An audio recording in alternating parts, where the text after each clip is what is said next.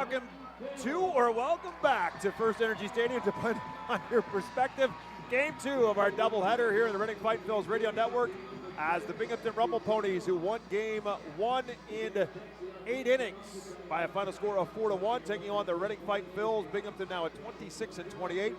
Phillies falling to 21-32 with that disappointing loss in game number 1. The Phillies led it 1-0 going into 7th. Binghamton tied it up in the 7th and won it in the 8th. And so we'll go right back at it for game 2 of our doubleheader. Alongside Jake Starr, my name is Bob McCool, and we will take a look at the starting lineup presented by Golden Oaks Landscaping for the Binghamton Rumble Ponies. Not a lot of changes in terms of the Ponies in their lineup. Couple position changes. Matt Rudick again will lead off. Rowdy Jordan is again batting in the 2-hole. Luke Ritter is batting 3rd. Jose Peroza batting cleanup. Brandon McElwain bats 5th. Hayden Sanger starts game 2 as the catcher. Joe Swazi also gets the start in game number 2. He's batting 7th as a designated hitter. Warren Saunders gets the start in game 2 as well. He's at first base and batting 8th, and Wyatt Young back in the 9th spot. He's at shortstop. And that lineup will face left-handed pitcher for the Fightins, David Parkinson. David Parkinson making his 9th appearance of the year for Reading, 8th start overall, 10th appearance though, including an appearance at Lehigh Valley last week. He is with Reading 1-2, a 5.25 ERA. He has allowed 43 hits, 36 strikeouts, and 16 walks over 36 innings pitched. Pitched here last time on May 27th, went up to AAA Lehigh Valley and pitched 4 innings out of the bullpen a week ago today. Gave up 5 earned runs on 6 hits of 4 strikeouts in 4 innings of work. If you are watching us on MILB TV and thinking there's something wrong with the color on your computer, no, there's not. The Phils are playing as the Teenage Mutant Ninja Turtles in game number 2 with the exclusive jerseys that are available as an auction as part of the Baseball Town Charities. And David Parkinson gets game number 2 started at 8:01 in the evening with a strike to Matt Rudick. And we are underway for game 2. Again, game 2, just like game number 1, is 7 innings as part of a doubleheader. And Rudick slaps this one foul and down towards the Rumble Ponies bullpen and out of play. And he's quickly ahead is David Parkinson of Matt Rudick. No balls and 2 strikes. For those keeping track at home, 39 minutes between game 1 and game 2 of the doubleheader. It always seems like so much less as you. Ain't that the truth? We all make the mad scramble to put away game 1 and put together game 2. As Rudick again keeps himself alive. No balls and 2 strikes. And now Rudick will call timeout as Parkinson's ready to deliver. It's actually 1 ball and 2 strikes to Rudick. Rudick with the big hit in game 1 with the 3-run home run in the 8th. That proved to be the game winner in Binghamton's favor. 1-2 pitches, a breaking ball. Rudick again slaps it foul. Cody Roberts, the catcher, and Nick Podkul, the third baseman, will give it a chase, but it'll head towards the 67 club down the third base line. And Rudick again wasting some pitches here from Parkinson.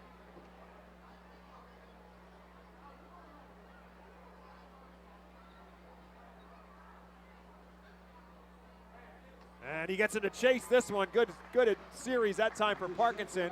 And he gets the strikeout for out number 1 here in the 1st. Well, good start for David Parkinson's got to feel good. I mean, look, the whole conversation is, how do you flush game 1 and get off to a good start in game 2? It starts the guy on the mound. So that will bring up Rowdy Jordan. Jordan, a switch hitter, bats right against the left-handed pitching Parkinson.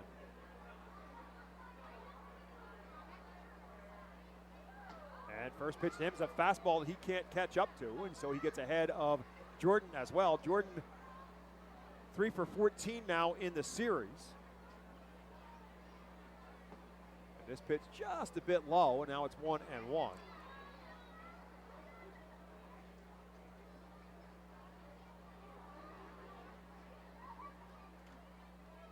This one fouled out of play. So Parkinson throwing strikes in this one. He's ahead of Rowdy Jordan, 1 ball and 2 strikes. Last foul ball, once again, in and out of a hand of a fan. 2-handed to try to catch, too.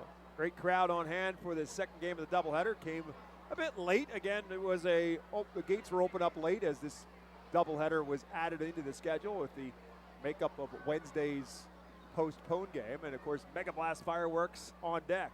1-2 pitch is a beauty That locks up Rowdy Jordan. Wasn't expecting the breaking ball, and back-to-back strikeouts for Parkinson to start the first. Wheeling and dealing early. 2 strikeouts for David Parkinson. Now he gets the ever so dangerous Luke Ritter up. Ritter hot, then ice cold, and then got things started for the Ponies with the base hit that broke up the no-hitter.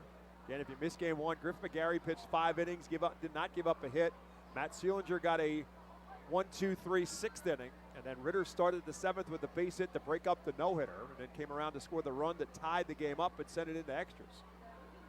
And prior to that, Ritter was blistering hot, and then went 0 for 4 in last night's game with 4 strikeouts, and struck out the first 2 times in the game. He ended up striking out again in that one. So 7 strikeouts in his last 8 at-bats, and now Parkinson gets ahead of him, 1 ball and 2 strikes. And so now Ritter will call timeout. So you put all of that together, how Ritter was hot and then just couldn't really find his timing, but yet he's the guy that gets the hit that breaks up the no-hitter. And here's a swing and a miss, and David Parkinson strikes out the side in the top of the first. So a great start for the pitcher for the Phils. We'll see how the bats can do when we come back to FirstEnergy Stadium. Gear up for Fightin Phillies season. Visit the Brentwood Industries Fightin Phillies team store at FirstEnergy Stadium, or check out our online store 24 hours a day, 7 days a week at rphils.com/shop. We have a wide variety of Fightin Phillies hats, t-shirts, kids apparel, and more. Looking for something new? Check out our latest selections of Los Luchadores de Reading and Reading hot dogs gear, plus throwback, black, R-Train, R-Phils attire.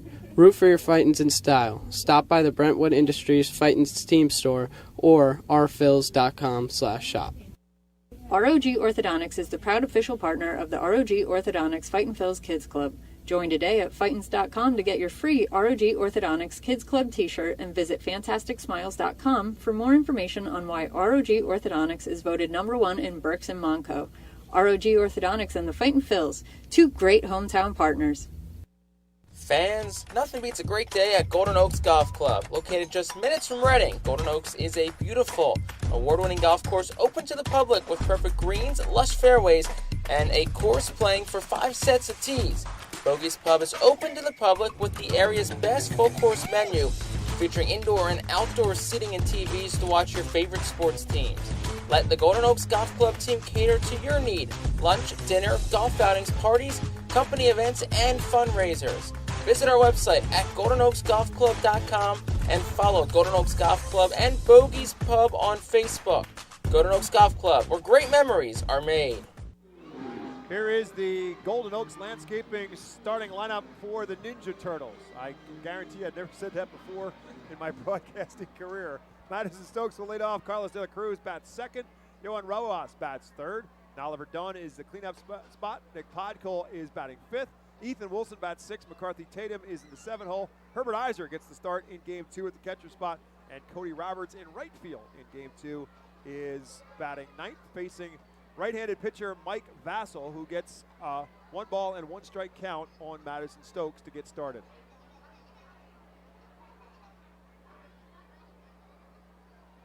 Back with his 1-1 pitch. Swing and a miss that Stokes cannot catch up to it. It's 1 ball and 2 strikes. 10th start of the year for Mike Vassell, 1-2, a 3.13 ERA. Last time out on June the 4th at Altoona, 5 strong innings, 1 run and a hit, and 6 strikeouts. 1-2 now to Stokes. Madison Stokes lines one back through the middle for a base hit. That has to feel good for Madison Stokes. 2 for his last 17, and he gets the Phils rolling in the bottom of the first with a base hit. Good piece of hitting by Madison Stokes. Maybe that can set the tone for the offensive production we'll see tonight. Also, another little fun fact, we alluded to it in Game 1, but Mike Vassell and Griff McGarry were both teammates at the University of Virginia. McGarry a year older than Vassell, who is at 23 years of age. Big kid, 6'5", 225, and now he faces Carlos De La Cruz, who swings at the first pitch and fouls it off. Just get a chance to look at Vassell. Really thick trunk, great legs to pitch from. That's obviously where the power comes from a pitcher. 93 to 95 on a plus fastball. Excellent curve and slider. So it's his breaking balls that are actually regarded as better than his fastball. He comes with a pitch up high to De La Cruz, and it is a breaking ball that he misses high. 1 ball and 1 strike to Carlos. De La Cruz at 7 for 18 so far in this series. Binghamton's won 3 of the 4 games to this point. This one's at the letters for a called strike 2. 1 ball and 2 strikes to De La Cruz.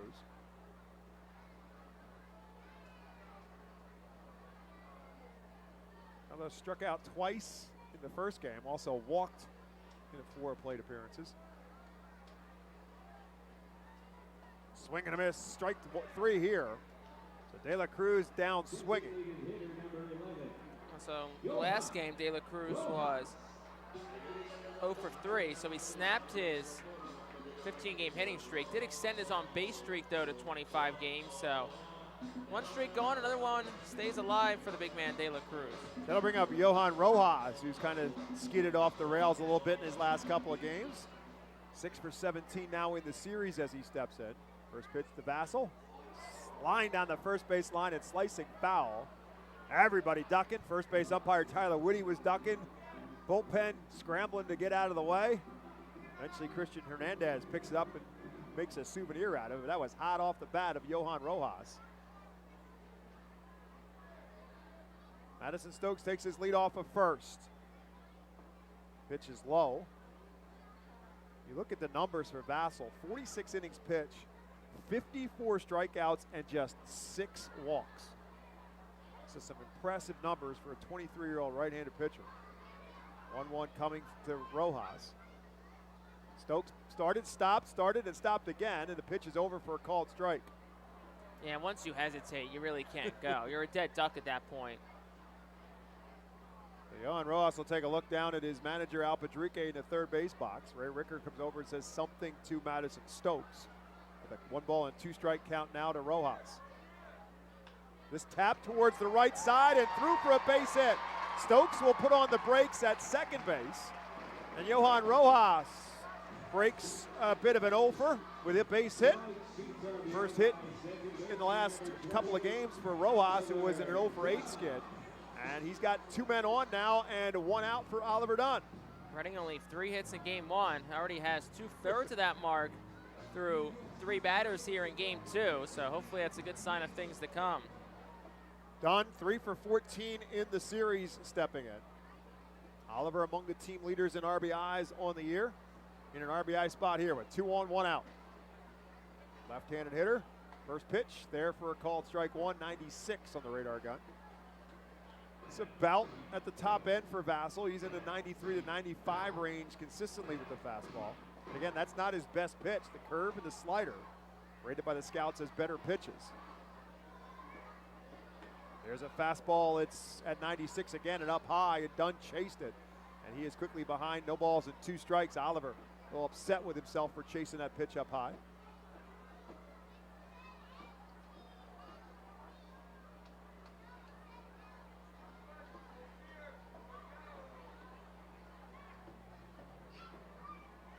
Takes a look back at Stokes, comes. Dunn slaps this one foul and a long run for Rudick, and he'll run out of room as it finds the left field grandstands. Matt Rudick is in left field in game 2. Brandon McElwain back in center field for the second game. Rowdy Jordan, who had been at second, moves to right field. Warren Saunders is at first. Luke Ritter's playing second in this second game. This is the 4th game of the series. He's played all 4 different positions. Wyatt Young back at short, Jose Peroza again at third, and Hayden Sanger catching game 2 for the Ponies. This one is low. Dunn takes it for a ball. Luke Ritter played third base in game 1, first base in game 2. He was in left field in game 1 of this doubleheader, and now playing second base in this second game of the doubleheader. 1 ball and 2 strikes now to Oliver Dunn. Over in the inside corner for a called strike 3, 2 down. As he stands in and takes the first pitch over for a called strike. Vodko 3 for 16 now in total in the series. Batting in the 5-hole here in game 2. Madison Stokes singled, he's at second base. Johan Rojas also with a single, he's at first. 2 down, bottom of the first. That's over again for a called strike, so Podko takes back-to-back pitches for strikes. Podkul, a .308 hitter this year with runners in scoring position, but he's just a .207 hitter with 2 outs this season.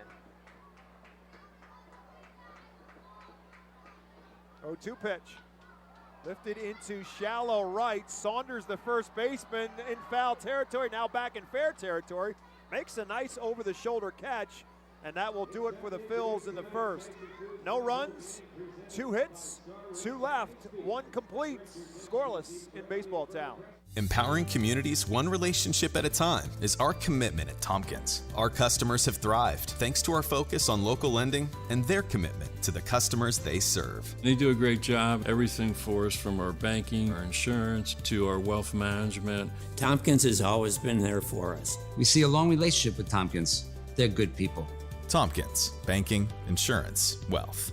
Member FDIC Equal Housing Lender. Investment and insurance products are not FDIC insured, not bank guaranteed, and may lose value.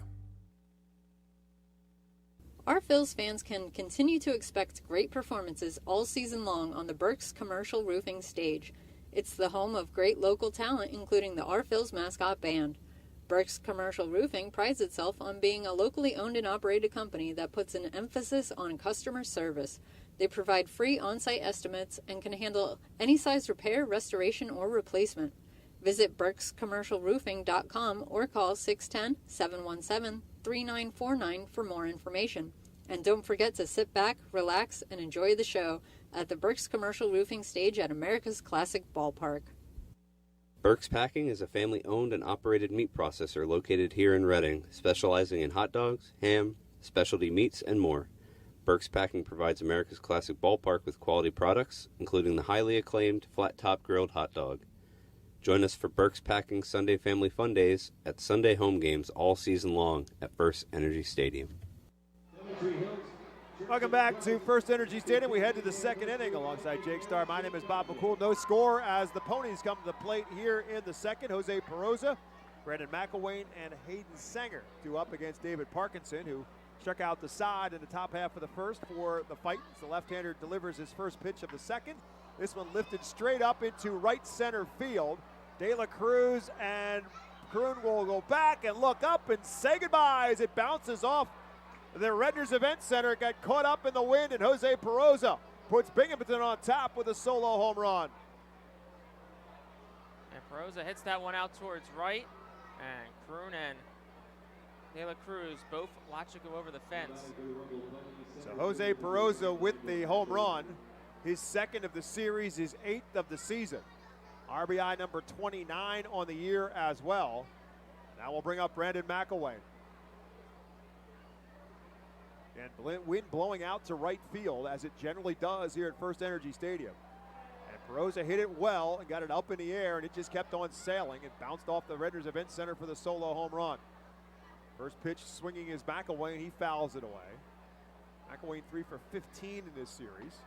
Pitch is low for a ball. We never did give you the defense for the Fightins, and they've already made a change to it. Left field is Ethan Wilson. Carlos De La Cruz is in center. Matthew Kroon in right field now. Tell you more about that in a moment as McElwain drives this one into left field. Wilson will take a couple steps back, and the park will hold that one for 1 out here in the second. Cody Roberts started the game, but in between innings, Matthew Kroon came into right field, so we'll see what we can figure out about that. McCarthy Tatum is at first, Oliver Dunn at second, Madison Stokes at short, Nick Podkul is at third, and Herbert Iser is behind the plate for Reading. 1 down now for Hayden Sanger.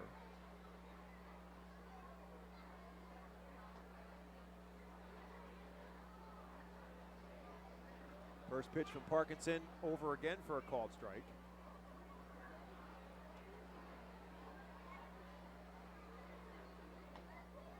Sanger sitting out in game 1 to catch in game 2.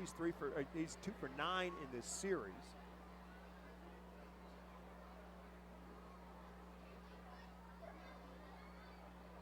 Curveball bounces up in the dirt, and now it's 2 balls and a strike to Hayden Sanger.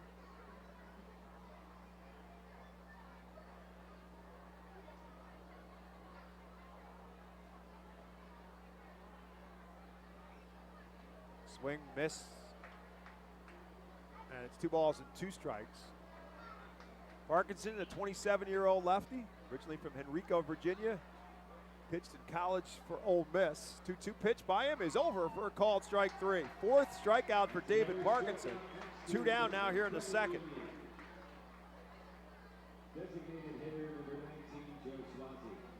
Now to bring up Joe Swazi. Swazi had almost all of game one off, did come in as a pinch runner in the extra inning, and then stayed in to play first base. He's 4 for 10 in this series. He fouls the first pitch out of play. So again, we don't know for sure what the story is with Cody Roberts. Roberts didn't start game one, but he came on to pinch hit for Max McDowell and then caught the last couple of innings for the Fightins and started this game in right field. Now he's obviously out of this game. Herbert Iser catching, which leaves Max McDowell as a backup plan. Phils only have 3 position players on their bench each and every night. 1 ball, 1 strike now to Swazi. Just misses outside. Now it's 2-1.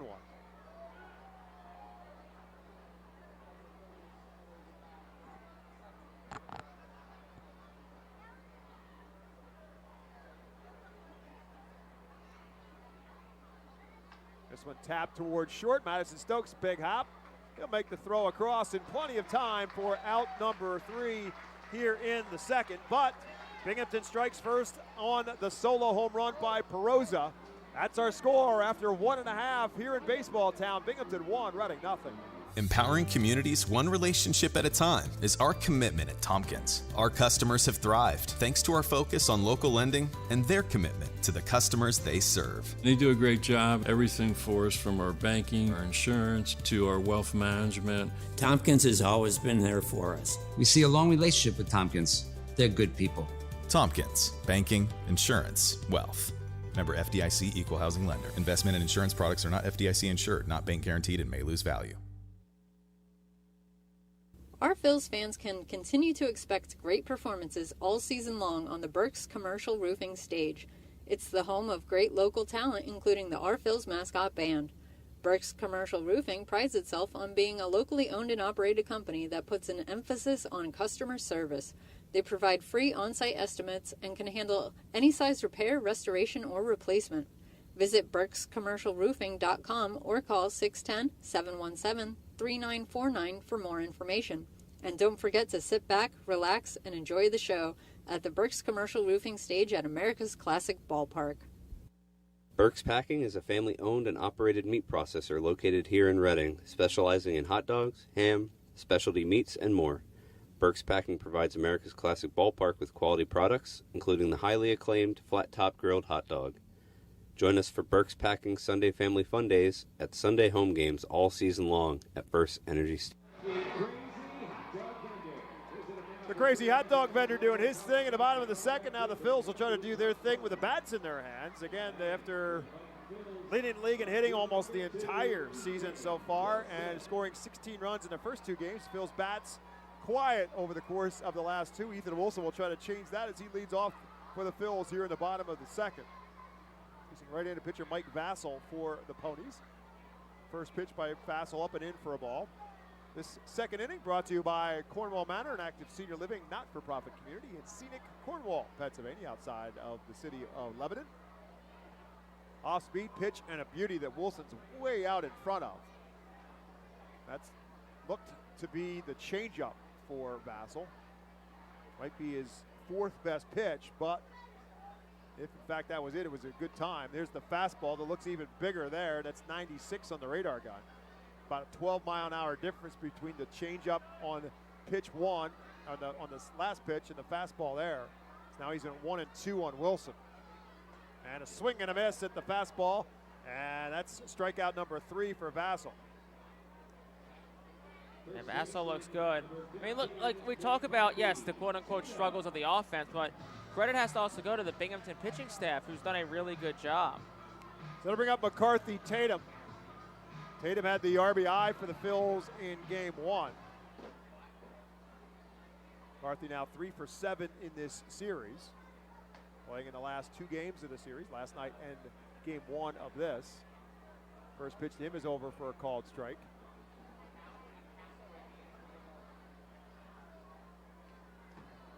Right back with a healthy cut at the fastball, and it's strike 2. So we gave you those numbers before about the strikeout walk ratio for Vassell, which is off the chart. So you know going into this that he's going to be around the plate. 0-2 pitch, breaking ball that Tatum fights off into shallow right field. Rowdy Jordan makes the catch. Route number 2.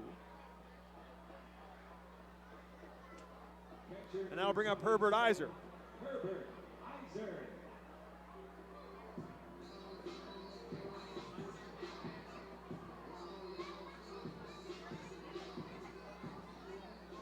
Iser got the start in Thursday night's game 2 and had a good night with a bat, 2 for 4, including a 2-run home run, his first one of the year.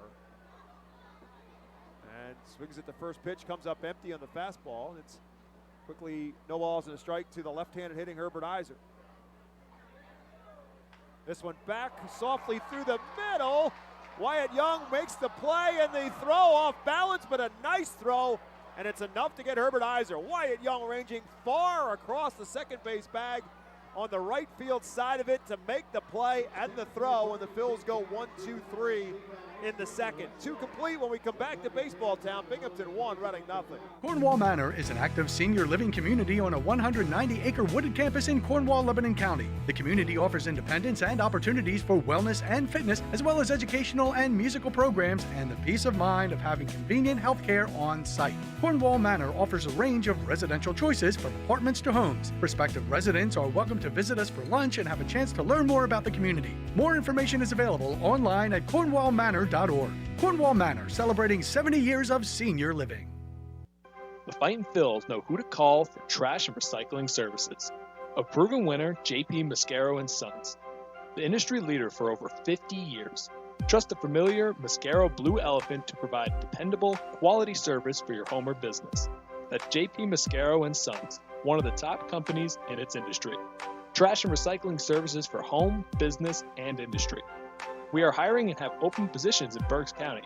Check our website for open positions at jpmascaro.com or call 1-888-MASCARO. JP Mascaro & Sons, ready to serve you. Every time you grab an ice-cold 20-ounce Pepsi, you'll find a Pepsi emoji on the side of the bottle. So while the Pepsi delivers this, the Pepsi emoji delivers this. Ooh.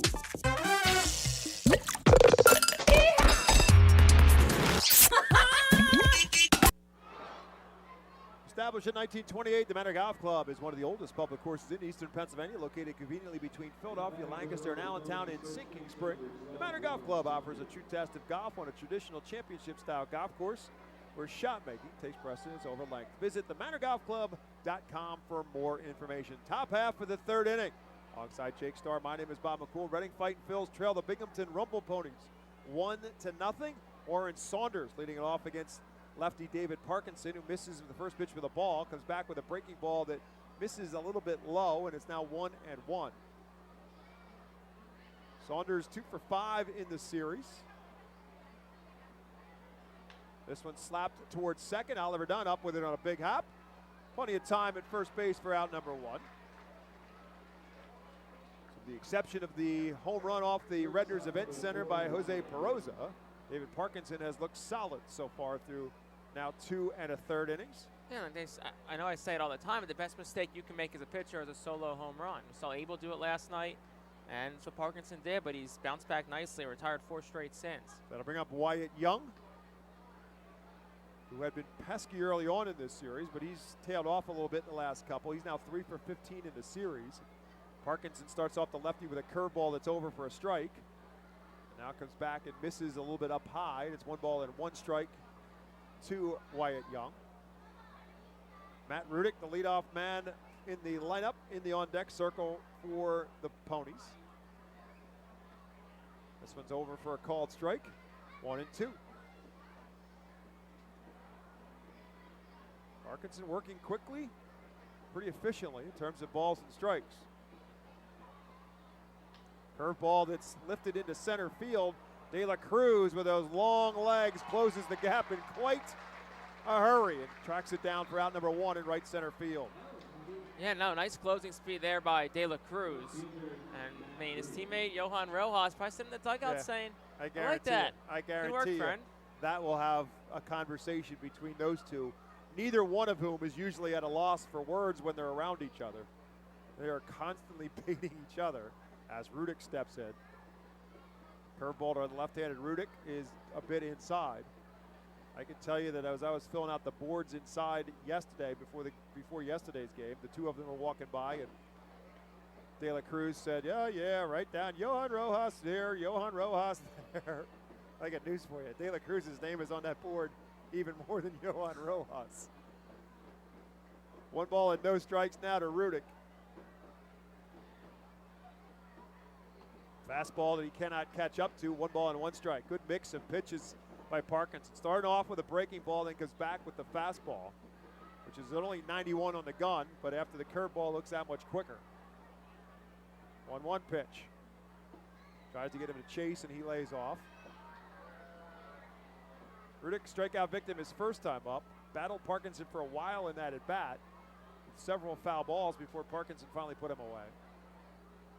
Fouls another one off.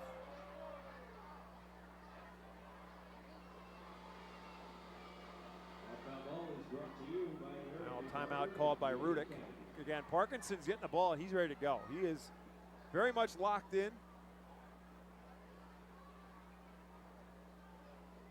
so Rudick tries to disrupt that a little bit with the timeout call.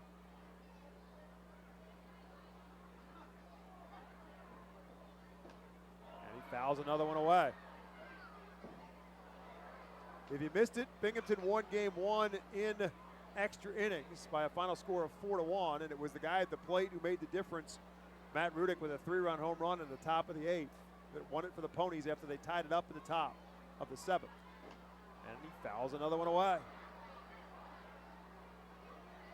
So a very similar at bat for Rudick here that he had in the first.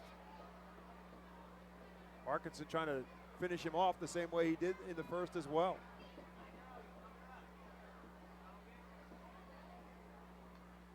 Fouls another one straight back into the net.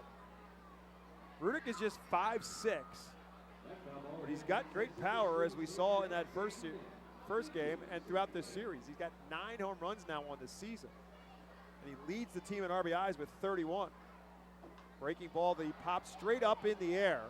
Dunn and Podkul are there, and the second baseman will call it and squeeze it for the 3rd out. Another 1-2-3 inning for David Parkinson. We head to the bottom of the 3rd. It remains Binghamton 1, Reading nothing. Nursing home neglect is a serious problem. If you or a loved one has suffered from bed sores obtained in a nursing home or a fall down in a nursing home resulting in a fracture, our friends at Swartz Culleton can help. Call the attorneys at Swartz Culleton for a free consultation. Their phone number is 1-800-JUSTICE. That's 1-800-587-8423. Once again, call 1-800-JUSTICE today. Swartz Culleton is a proud sponsor of the Reading Fightin' Phils. Humane Pennsylvania is an innovative national leader in animal welfare with adoption centers, accredited nonprofit veterinarian hospitals, emergency animal rescue services, community pet assistance programs, and a free community dog park. At HPA, we are passionate about going the extra base to keep your pets healthy and happy at home with you. With a variety of services and different ways and times to access them and variable pricing, Humane Pennsylvania is here to provide your pets with exceptional care how, when, and where they need it. Visit humanepa.org for more information. The Enersys Power Alley Pub features a 2.5-hour all-you-can-eat buffet, private bar with bartender, 2 rows of seats, bar stool seating, and 4 cafe tables. The pub provides your party a private area to enjoy the ball game away from other fans. The Enersys Power Alley Pub may accommodate groups of 40 to 60 people. Enjoy socializing with your group and watch the game with a unique vantage point. If you've been injured in a motor vehicle accident, call the attorneys at Swartz Culleton. Call 1-800-JUSTICE today as the Phils come to the plate here in the bottom of the 3rd. And again, Matthew Kroon, who was not in the starting lineup for the Phils. Cody Roberts was playing right field and batting 9th. Somewhere along the line that changed after the first inning, and now Kroon is in right field, and now he'll step to the plate for the first time. And takes the first pitch from Mike Vassell for a called strike 1. Matthew in game 1 went 0 for 4, now 7 for 16 in the series. And right back and off the glove of Vassell. Ritter will pick it up and make the throw in time. Vassell says he's fine. I think that got all leather. On a hot shot right back through the box. Yeah, what a play. It's off of Vassell. Tough luck for Matthew Kroon. He hit it hard. But Ritter, the second baseman, ends up throwing him out as Vassell took all the steam off of it. Goes down as a 1-4-3, too. Technically, that is correct, yes. Madison Stokes, who singled to start, rips one deep to left field. Turn and say goodbye. Madison Stokes deep onto the side of Auto Group deck, and we're tied at 1. Madison Stokes wastes 0 time stroking that one deep into the left field side of Auto Group deck. You know he is seeing Vassell well because he singled his first time up and wasted 0 time jumping on that hanging off-speed pitch. 101 off the bat, 381 feet. Whoa, what a shot. Yeah, that was absolutely, positively no doubt about it. Number 4 in the season for Madison Stokes, his 14th RBI. And that'll bring up Carlos De La Cruz. 1-1 now. And De La Cruz slaps one towards short. Big hop for Wyatt Young. He makes the adjustment and the throw in time. That's out number 2. I'll bring up Johan Rojas. Rojas also singled in the first. He slapped his the other way to right field for his 7th hit of this series.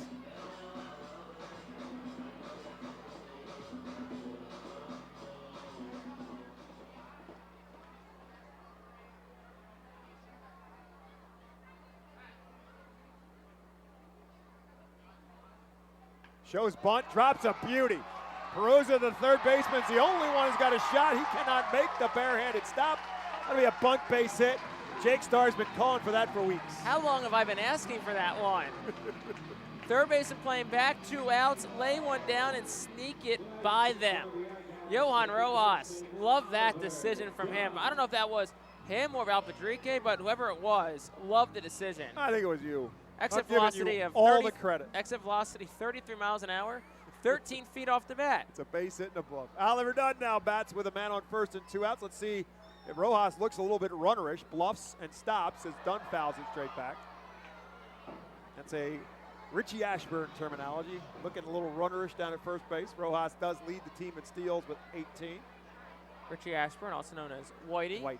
Our game day stringer tonight, also Eric Fenning, known as Whitey. Pickoff attempt. Vassell sensing the runnerish look of Johan Rojas, gets him back.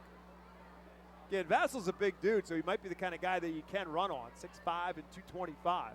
Good size lead for Rojas. Now he takes another couple of steps. Doesn't go anywhere, and Dunn will take it for a ball. It's 1 ball and 1 strike to Oliver Dunn.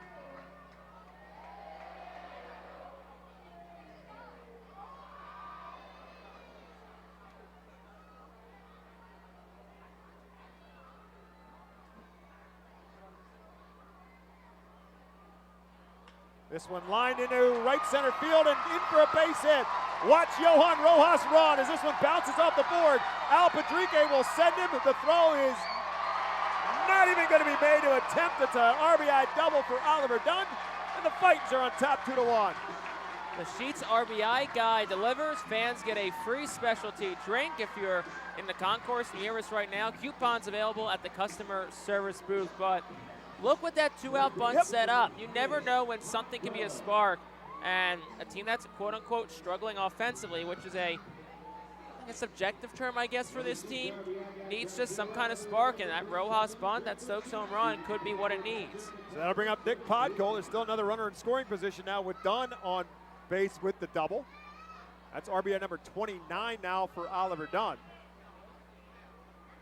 And his 12th double of the season. That puts him in a tie now with Matthew Kroon and Madison Stokes in the double category. As Podkol takes a pitch up for a ball. Dunn takes his lead off of second. Ritter tries to keep him a little closer. This one's in the dirt. Nice backhanded play there by Hayden Sanger. keep it from going all the way to the backstop. And it's 2-0 now to Nick Podkol, who popped up in the infield his first time up.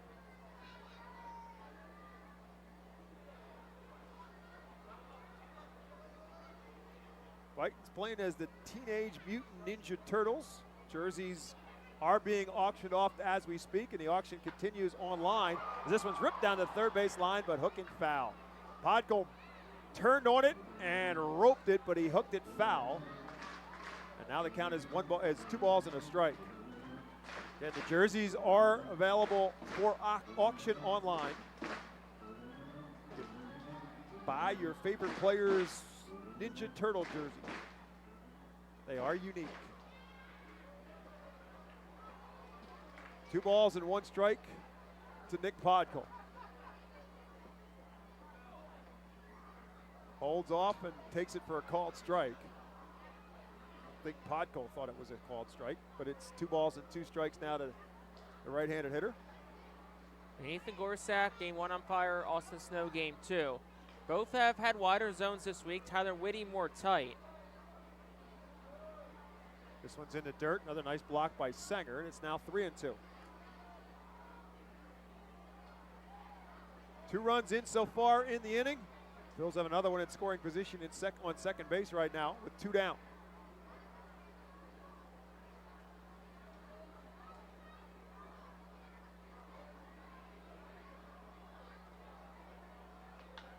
Tap towards third. Perosa to his left makes the stop and the throw in time to retire the Phils here in the third. But a couple of runs. They do it on 3 hits. They leave 1. 3 complete in baseball town. The Fightins are on top 2-1 when we come back after this. Nursing home neglect is a serious problem. If you or a loved one has suffered from bed sores obtained in a nursing home or a fall down in a nursing home resulting in a fracture, our friends at Swartz Culleton can help. Call the attorneys at Swartz Culleton for a free consultation. Their phone number is 1-800-JUSTICE. That's 1-800-587-8423. Once again, call 1-800-JUSTICE today. Swartz Culleton is a proud sponsor of the Reading Fightin' Phils. Are you looking for a reliable food distributor to meet all your culinary needs? Look no further than our trusted team at Feaser's Food Distributors. For over 120 years, our products have been sourced from the best farms and suppliers, ensuring that you get the best ingredients for your restaurant or organization. From fresh produce to premium meats, Feaser's supplies everything but the appetite. Visit Feasers.com today to experience the difference in working with a top-tier, family-owned food distributor. Feaser's, your partner for success in the kitchen. Looking for a fast and hassle-free way to get your snacks and non-perishable groceries? Look no further than FeasersDirect.com. With just a few clicks, discover the convenience of having your culinary essentials ready for a pickup at our headquarters in Harrisburg. The Reading Fightin' Phils are pleased to present you with their classic game program, all electronically. This program has information on the coaching staff, player roster, and front office staff. It also includes feature stories and alumni reports on all of your favorite guys who spent time in baseball town. Visit the Reading Fightin' Phils with the lead for the first time since they walked it off last night with a 2-1 win. It's 2-1 right now as Binghamton comes to the plate here in the top of the 4th. And Jake Starr will take over the play-by-play. Thank you very much, Bob. Top half of the 4th inning after another quick first 3 like we had in game 1. David Parkinson deals the rowdy Jordan, who takes the first pitch down and in for a fastball. 1-0. Jordan 0 for 1 tonight. Struck out looking his first time up in the first inning. David Parkinson 4 strikeouts tonight. Retired 6 straight and given up that solo home run in the second. Next pitch is waved on and whiffed. Another breaking pitch down low, 1-1. We saw McAble last night and then Griff McGarry today. David Parkinson gets the ball tonight, the 1-1. Swinging a hot shot ground ball foul past Mariano Duncan in the third base coach's box. Duncan, the acting manager this week, usually the bench coach for the Binghamton Rumble Ponies. Reed Brignac, the manager, not with the team this week. Next pitch is just outside for a ball, shifts the count to 3-1. The name Reed Brignac sounds familiar. It's because he spent 37 games with the Phillies in 2014. And sometime in Lehigh Valley that year as well. 3-1 is slapped foul to the right side. Counts full when Cody Ashia, former Reading Fightin' Phil, got injured in 2014. Around June, Reed Brignac came in and had a pretty decent 37 games. David Parkinson, the lefty, works from the windup, third base side of the rubber, deals. Breaking pitch outside for a ball. Now the count's 3-2. Remember taking a trip out to St. Louis in 2014 for a Phillies Cardinals series, and Reed Brignac actually had a particularly good series that week. 3-2 is nubbed foul. It'll hit the top of the Savage 61 dugout suite on the right side. But Brignac's stay with the Phillies was brief, 37 games. Now he's the manager for the second year of the Binghamton Rumble Ponies. But we said away from the team this week, so Mariano Duncan, acting manager. Here's the 3-2. Swung on, fouled back. Count stays full. Duncan, of course, a member of the famous 1993 Philadelphia Phillies, team that pretty much came out of nowhere and won the National League Championship. Eventually fell in 6 games to the Toronto Blue Jays. Here's the 3-2. And that misses down and in for a ball, and Jordan works a leadoff walk. Just the second base runner. First walk Parkinson has issued. It stands to argue, Jake, that the 1993 team, even though it didn't win the World Series, might be the most popular Phillies team in Phillies history. I think 08 has to be up there too. Sure. I think if last year's team won the World Series, they'd probably be up there. Absolutely. First pitch home is swung on and missed by Ritter on an upstairs fastball. I think last year's team kind of goes in the category of just biggest and best surprises. Absolutely correct. I mean, obviously the fan base went crazy for that team as it began to win, but up and until Parkinson throws over back and safe. Late in the season, they weren't packing the house. By the end of the season, obviously they were packing the house, and now it's obviously a carried pretty regular over. Occurrence. Correct. Phillies fell 9-0 today to snap a 6-game win streak. 0-1. Swing and a miss on an upstairs fastball. 0-2. What? But for a team that ultimately didn't win the biggest prize, the 93 team has to be the most popular non-championship team maybe in Philadelphia sports history. Yeah, I mean, 83, predates both of us, but the 1950 Whiz Kids team, very popular one.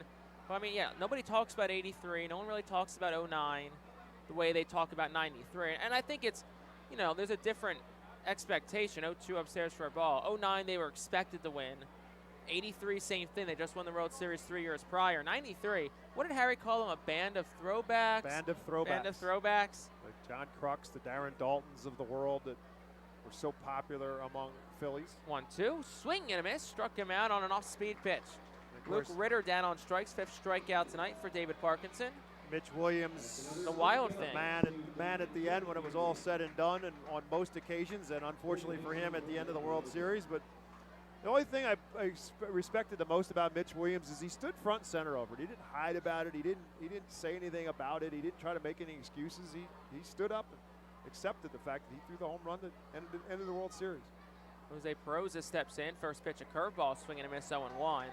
It's funny, a few weeks back, I think it was during the New Hampshire series in early May, a family stumbled into the ballpark who drove from Canada to see the Taylor Swift concert. You'll eventually follow what I'm getting to here after this 0-1 pitch from Parkinson.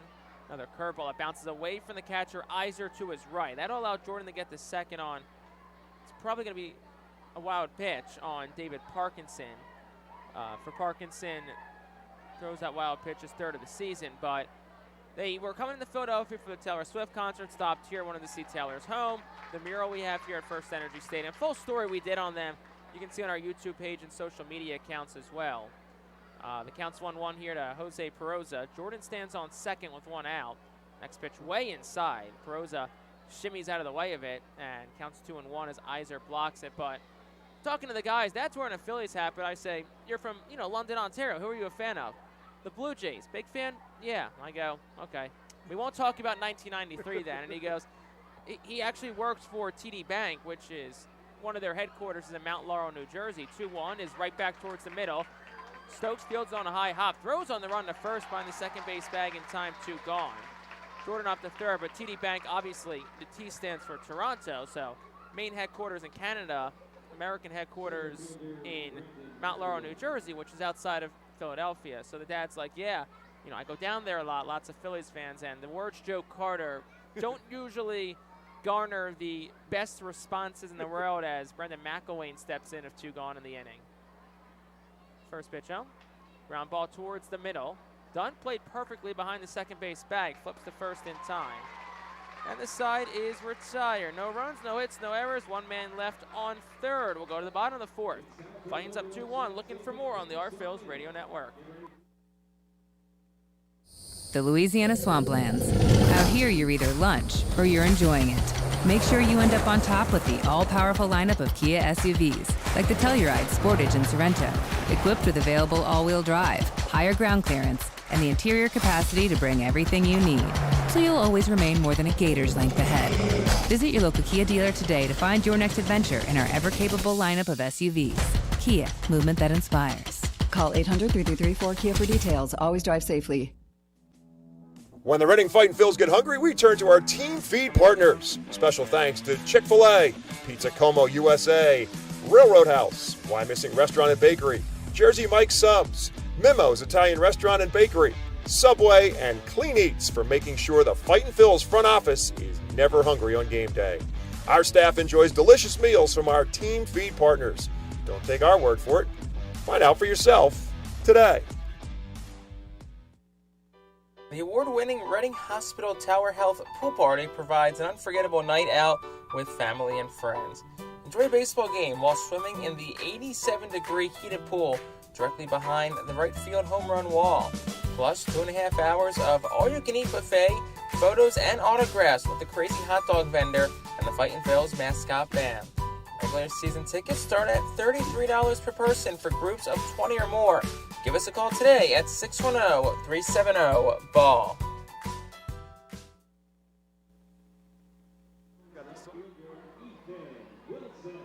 Bottom of the 4th inning. Had to pick a song between innings. Well, more on that here in a moment as Ethan Wilson steps on in for the Fightin' Phils. They lead 2-1, bottom of the 4th. Lefty Wilson digs in against Mike Vassell. First pitch home. Wilson drives it back, a little bit to the left of us, 0-1. But they had to pick a song between innings.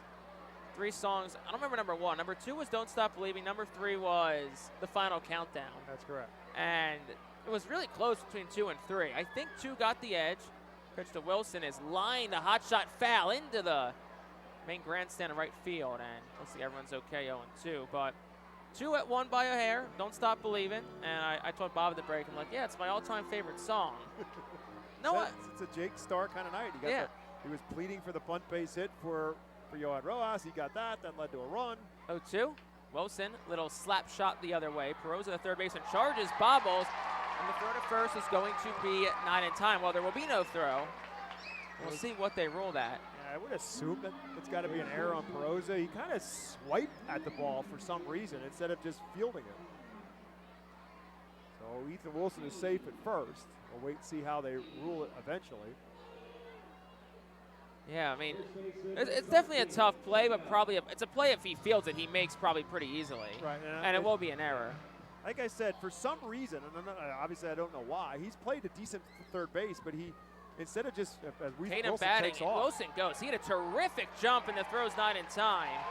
Ethan Wilson, stolen base, number 3 on the season. He had something read perfectly on Vassell because he had a terrific jump. Yeah, that's got to be part of the scouting report. Again, he's a big guy, and generally big guys are slow to the plate, and so I think that's part of the strategy for the Phils. If they get the opportunity to get men on base and can get them going, let's get them going. Pitch was a strike 0-1. Next pitch, Tatum swings and misses 0-2. But yeah, they play Don't Stop Believing. And, I mean, I feel like it's a good song to kind of describe this team because we talk all the time. They don't stop. Exactly. We talk all the time that this team's better than their record. Every game they're in, every game is super exciting. And Tatum slaps to the right side, and it will be just foul. That would have been extra bases and a run if it was 3 feet to the left. But, no, this team's better than their record. This team never quits. I mean, you can count on less than one hand the amount of games that just they got either blown out or were just out of this year. They're in every game, and really there's never a night where, and even the other night they were down 10-4. Yep. They still made it exciting, ended up losing 10-8. So got the 10-8, got the tying run at the plate in the bottom of the 9th. 0-2 to Tatum. Wilson leads off second. The pitch. Swinging a chopper towards third. It's a fair ball, fielded by Perosa, hugging the line, low throw, can't be dug out by Saunders at first. Wilson goes to third. He will be out as Saunders threw back to Perosa, and Wilson is out trying to get the extra bag. So Wilson's out. Tatum reaches. We'll see what they rule it, whether it's a 8-5 or not. I would imagine that's going to be another error on Perosa on the throw because he fielded it again. If it's a good throw, he is out. He fielded it cleanly. That's a great play by Saunders, by the way. It is an error on Perosa that lets Tatum be safe at first base. It's a great play by Saunders. He tried to scoop it, he blocked it, and it came out in front of him, and Wilson took off, and he scrambled to get it and made a great throw back to Perosa to gun down Ethan Wilson. So give credit to the first baseman, Warren Saunders, for making that play turn into an out for Binghamton. First pitch to Herbert Iser is a ball, 1-0. Vassell comes set and deals, swinging and miss 1-1. For Perosa, errors 5 and 6 of the year at third base, 6 and 7 total. He struggled at that third base spot. A .946 fielding percentage when he's at the hot corner so far this season. 1-1. Iser, big swing and a miss over a curveball, 1-2. But long story short, I think Don't Stop Believing is an appropriate song to describe the character of this group. Yeah, even Al Padrique said in our pregame show, he said about, I think we're really close to turning things around. He said, I know I say that to you guys all the time, but I really believe it, and they believe it. 1-2. Iser upstairs for a ball, 2-2.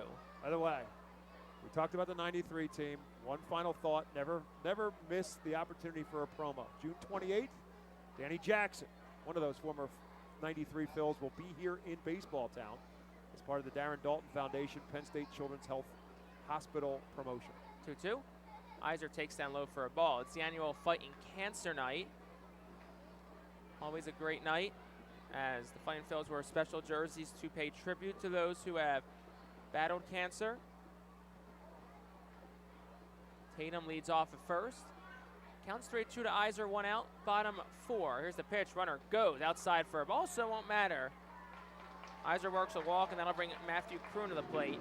But they have something figured out on Vassell when it comes to stealing bases. Like I said, no question about it. I believe it has something to do with his time to the plate, that he's slow to the plate, and they feel as if they get a good jump on him, and because he's slow to the plate, that they can steal the bags. I mean, McCarthy Tatum is not a guy who has great speed, but he was off on that pitch. It was a 3-2 pitch. But here's the key. Phil's got to make something happen out of this. I mean, they've got 2 errors and a walk in this inning, and they need to make Binghamton pay.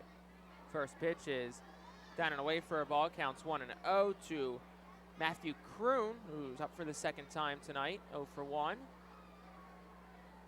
Runners on first and second with 1 away. Bottom 4, 2-1, Fightin's lead. Vassell kicks and deals. Kroon back towards the middle. Glove by Vassell. He'll go to second for 1. The throw to first is in time. It's a 1-4-3. Inning-ending double play hit into by Matthew Kroon, and that will retire the side here in the 4th. No runs on no hits. There were 2 errors and 1 left on base. We will go to the 5th. Still 2-1 Fightin's on the Our Phil's Radio Network. Join us as we celebrate Reading's Spanish and Latino culture during 12 Friday home games this season. The Savage 61 Fiesta Fridays, presented by Tito's Handmade Vodka, High Noon Sun Sips, Catay Law Offices, Suburban Brewing Company, Carl's Cards and Collectibles, Humane Pennsylvania, Star City Boxing, Apis Services, Supportive Concepts, and Affordable Home Care. Fiesta Friday features special Los Luchadores de Reading uniforms, Hispanic and Latino food and music, and other culture elements throughout the ballpark. Get your tickets now by calling 610-370-BALL, online at ourphils.com or at the Customers Bank ticket office. To honor the 275th anniversary of Reading, the Our Phils will play as the Reading Keystones on Thursdays and select Tuesdays in 2023. Tuesdays are brought to you by Coatesville VA Medical Center. Join us for 11 Keystone Throwback Thursdays, thanks to Burke's Career and Technology Center, H&F Heating and Cooling, and Rip It Baseball Town Charities batting cages. Come celebrate the 275th anniversary of Reading and enjoy some great baseball on Throwback Thursdays in 2023. Get your tickets now by calling 610-370-BALL, online at rphils.com or at the Customers Bank ticket office.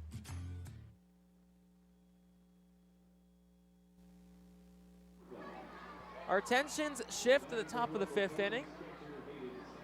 2-1 Fightin' Phil's lead. David Parkinson back out for another inning of work. He'll get the 6, 7, and 8 hitters of this Binghamton lineup. Hayden Sanger will lead things off. Sanger 0 for 1 tonight with a strikeout. Talking about how the Phils have been so good at coming from behind, never believing that they're out of any games.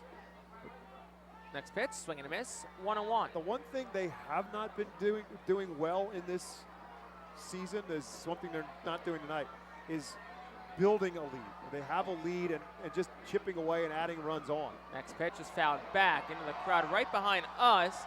And for the 3rd time tonight, a fan tried to catch it and hit in and out of their hands. But this time, can't give credit where credit is due because he only went with one hand. He's got to use 2 hands. Yep, that's why the good Lord gave you 2. But to the point about last inning being a prime example of it. That's an inning where you got to take advantage of that, try to make something happen out of it. 1-2, down low. Tried to check his swing with Sanger. They'll apply to first. They'll appeal to first, and Whitty will say he did not go. But you got a 2-1 lead. If you can add on another run here, another run there, in a shortened game, because again, this is a 7-inning game. It makes a major difference. Next pitch is a hanging off speed pitch, thrown in the air towards left center. Wilson races over, bounces in front of him. Sanger, a big turn in front of first, but he'll hold up there as Wilson did an excellent job getting to it and rifling a throw back to the infield. So on a ball that may have been a double against a lot of left fielders, Wilson keeps it to a single. And, low-scoring games like that, every base matters. Yeah, it was a great recovery by Ethan Wilson because I think for a moment he hesitated only because of ball in the gap. He's so used to Johan Rojas just closing in on the gaps. There was no shot for anybody in the center field to get that. It was much closer to him. But he recovered quickly. But we've talked about this before with Rojas, Wilson, and Kroon, that they can cover a lot of ground in that outfield. It's Joe Swazi, the batter now for Binghamton. Swazi, an 0 for 1 hitter tonight. Parkinson into the stretch for just the 2nd time this evening. Here's the pitch. It's an off-speed pitch that drops in for a called strike. And counts 1-1.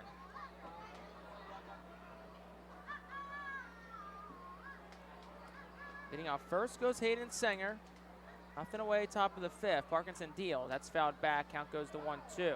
Andrew Baker becomes the first one to take the warm-ups off down in the Fightin's bullpen. Not hard to tell when they take the warm-ups off because they change from red to green with the Teenage Mutant Ninja Turtle jerseys tonight. What a jersey look. And time will be granted to Joe Swazi. Also, I just want to circle back to one thing we hit on last thing, and we talked about the Taylor Swift thing. A few days after the Danny Jackson Fightin' Cancer Night, part of the Darren Dalton Foundation, we do have our Swiftie celebration on July 1st. Next pitch is a ground ball towards third. Backing up Spoggle has it. 2nd for 1. Dunn short of first, got tripped up, and it is not in time. Does not look like there'll be any sort of appeal about a runner sliding into the bag. I think Dunn the throw took him towards the runner who went into the bag, so can't really argue there. So 5-4 fielder's choice it goes down as. Yeah, I think it was Swazi reaches. I think it was just more of the slide by Sanger got to the feet of Oliver Dunn when he tried to land and make the throw, and he just couldn't get a whole lot on the throw. But some of that is Swazi who just hustled down the line to beat it out. Saunders steps in. First pitch to him is slap foul to the right side, 0-1. Of course, any game tomorrow, the 6th next week against Hartford, the other games we've mentioned. Tickets always available online at rphils.com/tickets by calling 610-370-BALL or in person at the Customer Bank ticket office. Here's the 0-1. He'll throw over towards first and almost had him for a second, but Swazi dives in safely. Big night for your alma mater here next Saturday night. Penn State football players in attendance. Nick Singleton among them. Jevin Williams and Joey Schlaffer. 3 Berks County legends. 0-1 is in there for a called strike, 0-2. Trying to do the math, how many Nick Singleton touchdowns I called this year. I think it's 3, 1 in each game that I broadcasted. 1 against Ohio, had a 50-yard touchdown. He went down the far sideline, about a 55-yarder. 1 at Auburn, times called. as our vantage point was kind of in the end zone from the press box, so coming towards us. And then he had an 100-yard, I think 97-yard to be exact, kickoff return on the road at Rutgers. So I think 3 this year, but I'd have to double check. I will tell you, I probably did that in a half in more than one game in his time at Governor Mifflin. Upstairs for a ball 1-2. It's probably, obviously, we've called our Phil's games together now for almost 3 months, but Singleton might be one, if not the only athlete we've probably both called. That's the merger point. In a sport. Here's the pitch. That's a swing and a miss. And down on strikes goes Saunders. 6 strikeout tonight for Parkinson, and that'll bring Wyatt Young to the point. Not lose sight of how well David Parkinson has pitched in this game. I mean, again, basically only one bad pitch, and that was the home run by Perosa. 6 strikeouts to go along with it. He's only walked 1 batter. He's done everything to keep his team in this game. Even the single to Sanger wasn't hit that hard. Right. Wyatt Young steps in. Parkinson from the stretch deals home. That one slapped foul to the left side, 0-1. I mean, you think here real quick, are there any other athletes that you've called that went on to play a sport at Penn State in the last 4 years? In the last 4 years? I think the answer to that would be, well, did you call any games involving Michael Bennett? Here's the 0-1, outside for a ball, throw to second. Iser short hops it. It was a perfect strike, and he got him. How about that from Herbert Iser? Uses the ground perfectly, and that retires the side. To be continued in the next inning, but it's a great throw by Herbert Iser, who is a really good catcher. He just hasn't gotten a chance to show it a whole lot this season, opting instead for those 2 veteran catchers in McDowell and Roberts. And we'll be back after this. 2-1 Fightin's bottom 5 up next on the Our Phil's Radio Network. For top flight local jobs, go with who you know. JP Mascaro & Sons are a leading waste removal company. To meet today's employment and service demands, Mascaro is upgrading its already highly competitive employee wage and benefit package for drivers, collection crew helpers, and other positions. Call 888-MASCARO, M-A-S-C-A-R-O, for details. Work for an established local family business committed to its employees. Again, call 888-MASCARO today or apply online at www.jpmascaro.com. Cornwall Manor is an active senior living community on a 190-acre wooded campus in Cornwall, Lebanon County. The community offers independence and opportunities for wellness and fitness, as well as educational and musical programs, and the peace of mind of having convenient health care on site. Cornwall Manor offers a range of residential choices from apartments to homes. Prospective residents are welcome to visit us for lunch and have a chance to learn more about the community. More information is available online at cornwallmanor.org. Cornwall Manor, celebrating 70 years of senior living. ROG Orthodontics is the proud official partner of the ROG Orthodontics Fightin' Phil's Kids Club. Join today at Fightins.com to get your free ROG Orthodontics Kids Club t-shirt and visit FantasticSmiles.com for more information on why ROG Orthodontics is voted #1 in Berks and Monco. ROG Orthodontics and the Fightin' Phil. Bottom of the 5th, Fightin' Phil's lead 2-1. Would love some insurance runs, they would. As Madison Stokes steps in, he broke the scoring open for the R Phils with a solo shot back in the 3rd. First pitch from Mike Vassell is back out. He is up and away for a ball 1-0. We did figure out another athlete we had in common. As I asked about Michael Bennett, you had to confirm it. Yes, indeed, Michael Bennett did cross our respective paths. 1-0 upstairs for a ball 2-0. Michael Bennett, the former Exeter outstanding 2-way lineman. Actually played some tight end when he was at Exeter, believe it or not, as big as he eventually got. Became the center at Penn State. 1-0. Stokes takes on the outside corner for a called strike. Bennett was there 2016 through 20. I called 1 game in 19 and 1 game in 20, so. There you go. Ever so slightly, we found the second mutual athlete we've broadcasted for. Next pitch to Stokes, down and in for a ball 2-1. Michael was playing in the XFL recently, and I'm struggling to remember with my memory. I know he just signed to go to camp with someone, and I'm trying to remember who it was. I'm thinking he was with the Packers, but I know it was not with the Packers. Packers signed men at the practice squad. Stokes walked. That's from 2021. Yeah, that was originally out of college. Well, we need a Penn State expert up here. Wonder who that may be. Carlos De La Cruz, the batter here. 1-run lead for the Fightin' Phils as Stokes reaches first via the walk. Should be an exciting year for Penn State football. Certainly very high expectations for the team. First pitch of De La Cruz right down the middle for a called strike 0-1. Yeah, so just what started this conversation, Joey Schlaffer and Javen Williams. Joey Schlaffer from Exeter, Javen Williams from Why Missing will be here next week signing autographs. Nick Singleton, the autographed pictures from Nick Singleton. All before the game next Saturday. 0-1. De La Cruz swings and fouls it off his front foot. Makes the count 0-2. Does wear a guard on that front foot, but that one has to hurt. 94-mile-an-hour fastball. And he'll walk just to the left of the home plate dirt circle. Al Padrique started to make his way in from the third base coach's box, but they both then turned their backs and walked the other direction. So looks like De La Cruz is okay. But yeah, should be an exciting year for Penn State football.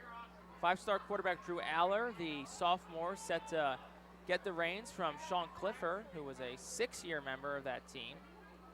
Here's the 0-2. De La Cruz drives it towards left center. McElwain races in, and no drop in front of him, and Rudick for a base hit. It's a single for De La Cruz.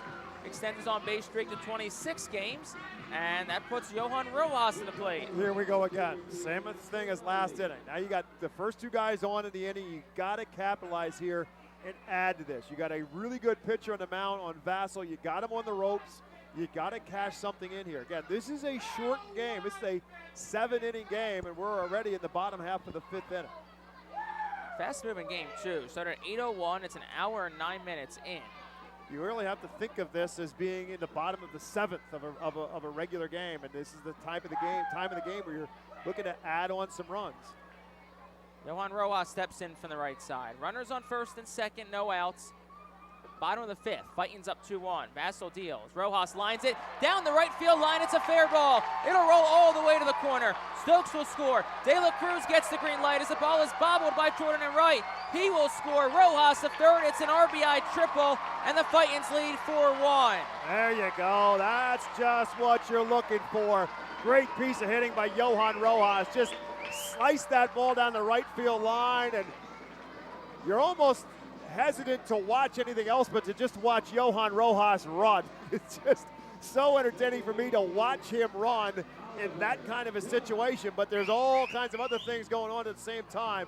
Stokes going to score easily, and Al Padrique was pumping the arms as Rowdy Jordan had to go a long way to run that thing down into the bullpen to send De La Cruz home as well, and a 2-run triple for Rojas. First pitch to Oliver Dunn is over for a called strike.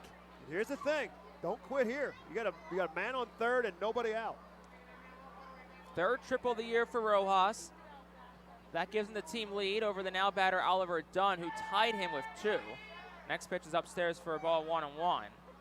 As a team, it's the 9th triple the R-Phils have hit this year. Also closes the gap a little bit on that RBI lead for De La Cruz. Now it's 29 now for Rojas. Dunn swings and misses on an off-speed pitch, 1-2.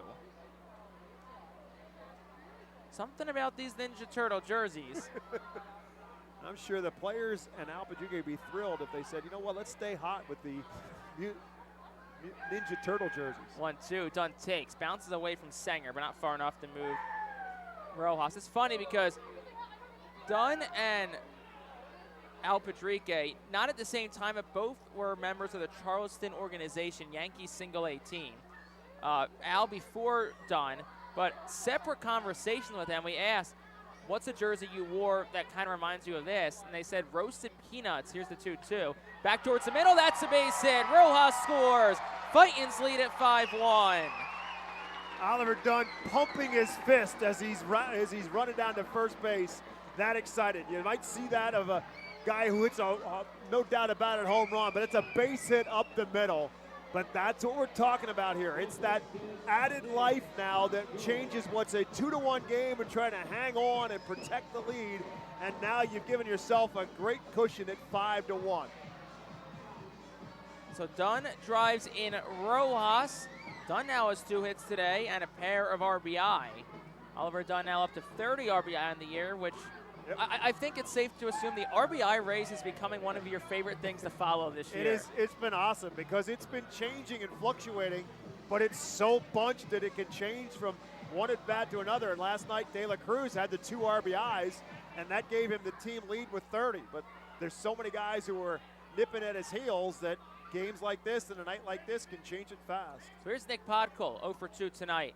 They'll throw over towards first. A dive back in safely is done. But the beauty of that, Jake, is that if that's happening, that means you're getting productivity from 2 and 3 and 4 and 5 and you're in 6 sometimes in your lineup, and that's how you score some runs, and that's how you win games. First pitch to Podkol, skies into the air, shallow right field.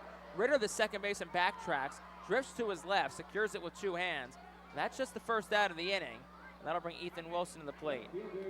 Curious to see now, we're talking about the Phils looking to steal bases against Vassal. Now that you got an out in the inning, whether or not Oliver Dunn tries to take an opportunity here. Again, you got a 5-1 lead now, but no reason not to try to stay aggressive here and see if Dunn doesn't try to pick up a steal. Here's Ethan Wilson, 0 for 2 tonight. They'll throw over towards first, and that's close. Dunn gets in by a hair. They're listening to us in the Binghamton dugout, Jake. That's true. Guess you could say crawls back to first, kind of like a turtle would. He almost spun his wheels a little bit on that one. Here's the pitch. Wilson swinging a miss, 0-1. I don't know if Dunn bluffed or changed his mind. He started and stopped.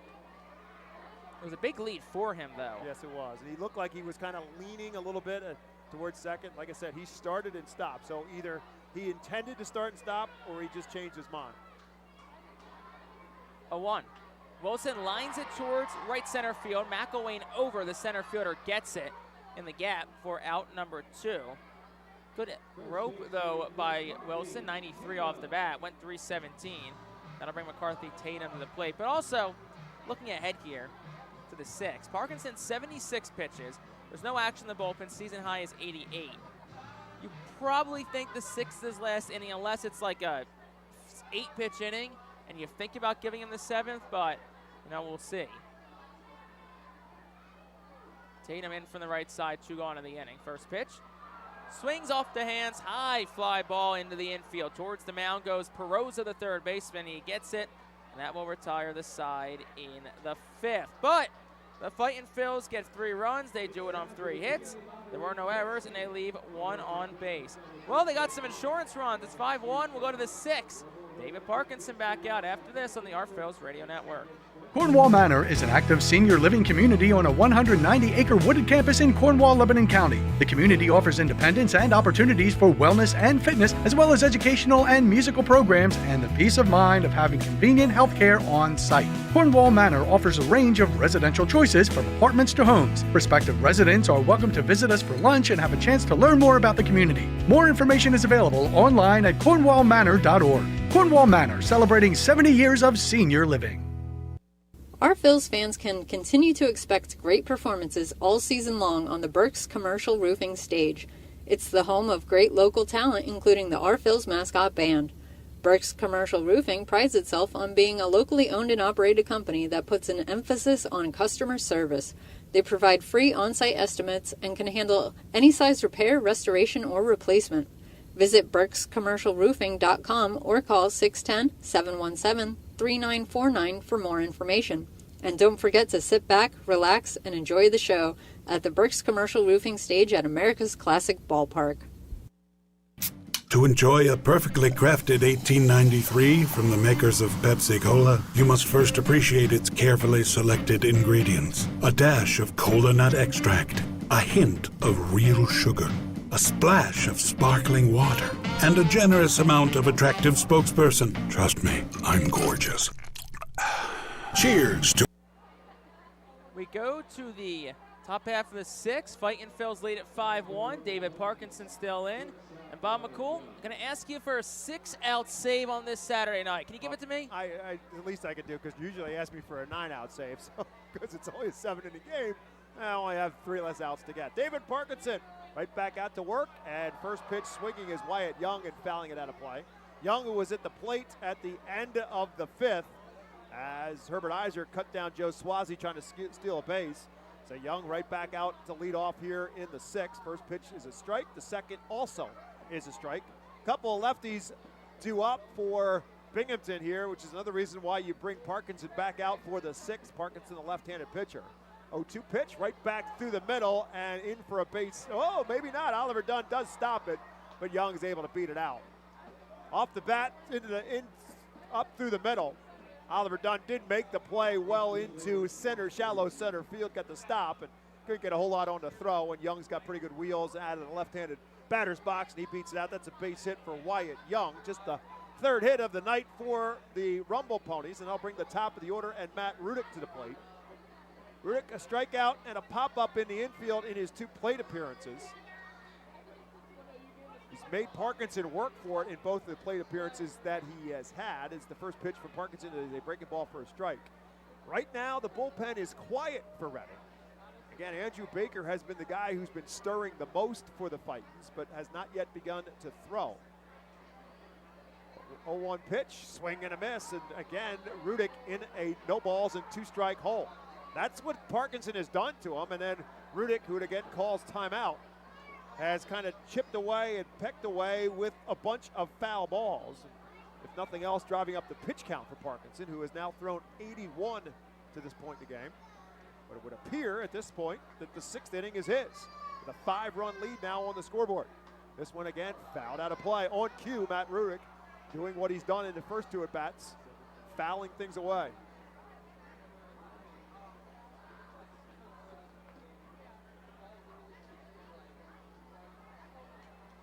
So no balls and 2 strikes to Matt Rudick. Breaking ball, and this one he slices into left field. Easy play for Ethan Wilson, who will come in and make the catch for out number 1 here in the 6th. PSECU presents tonight's attendance report. 7,537 in attendance tonight here in Baseball Town. PSECU is proud to be one of the largest credit unions in Pennsylvania. Crowd in anticipation of Mega Blast fireworks to follow the third out in this, the last out in this game. And a 7-inning baseball game, second game of the doubleheader. Binghamton won game 1 4-1. Phillies lead this one 5-1 as Rowdy Jordan bats. First pitch by Parkinson is a breaking ball over for a strike. Second one is fouled out of play, and it's quickly no balls and 2 strikes. That's what Parkinson has been really good at tonight. Working efficiently, throwing strikes, getting ahead of hitters. And up 2 hits, including the hit by Young here in this inning, and walked just 1. 6 strikeouts to this point. Another ball fouled back by Jordan to stay alive.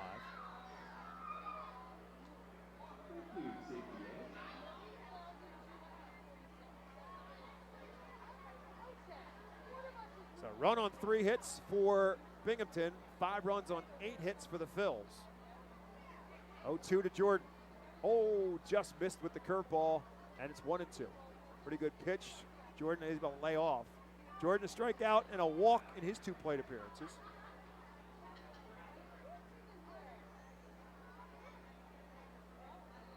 This one tapped down the third base line and foul.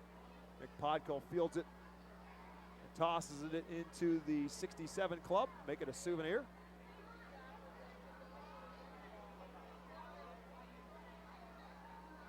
And fills in the Ponies will finish this series out tomorrow. 5:15 is first pitch.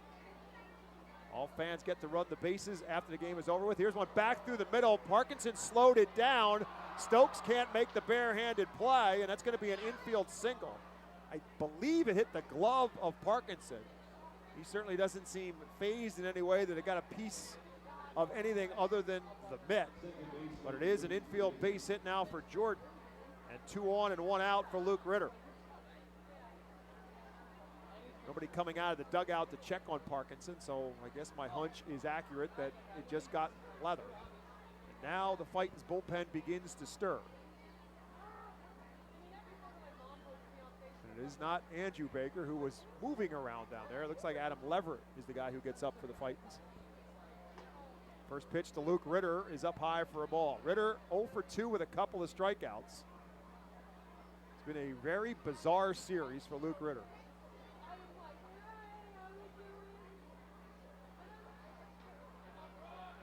1-0 pitch. Low for a ball. Ritter ridiculously hot, and then the light switch went off last night when he went 0 for 4 with 4 strikeouts.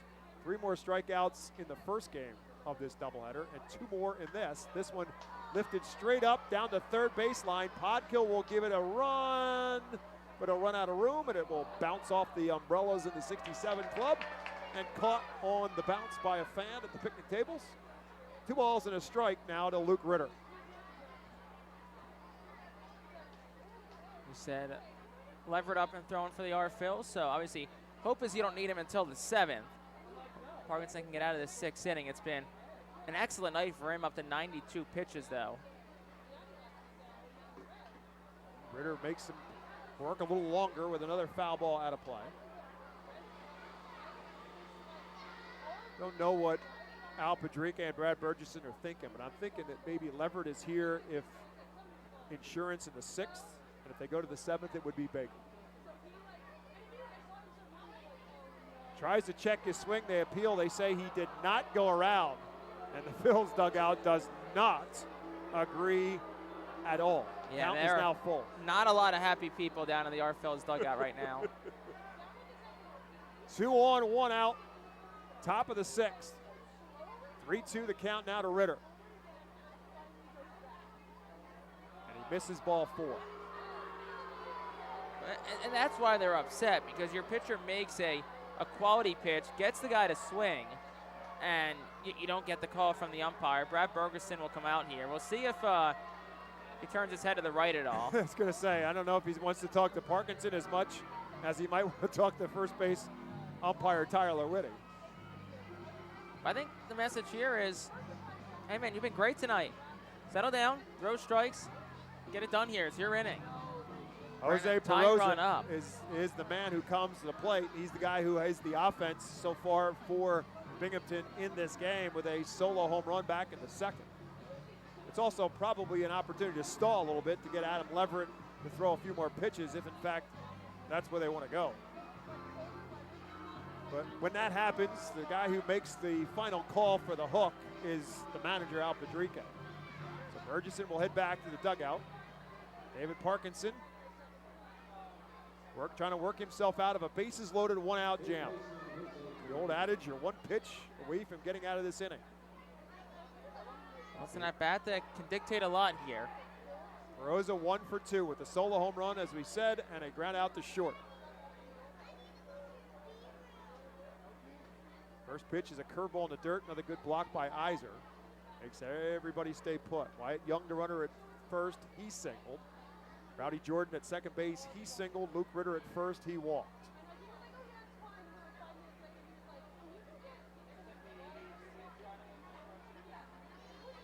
One-0 pitch from Parkinson. Big swing, no contact. Off-speed pitch, and Perosa thinking he was going to get a fastball and missed it.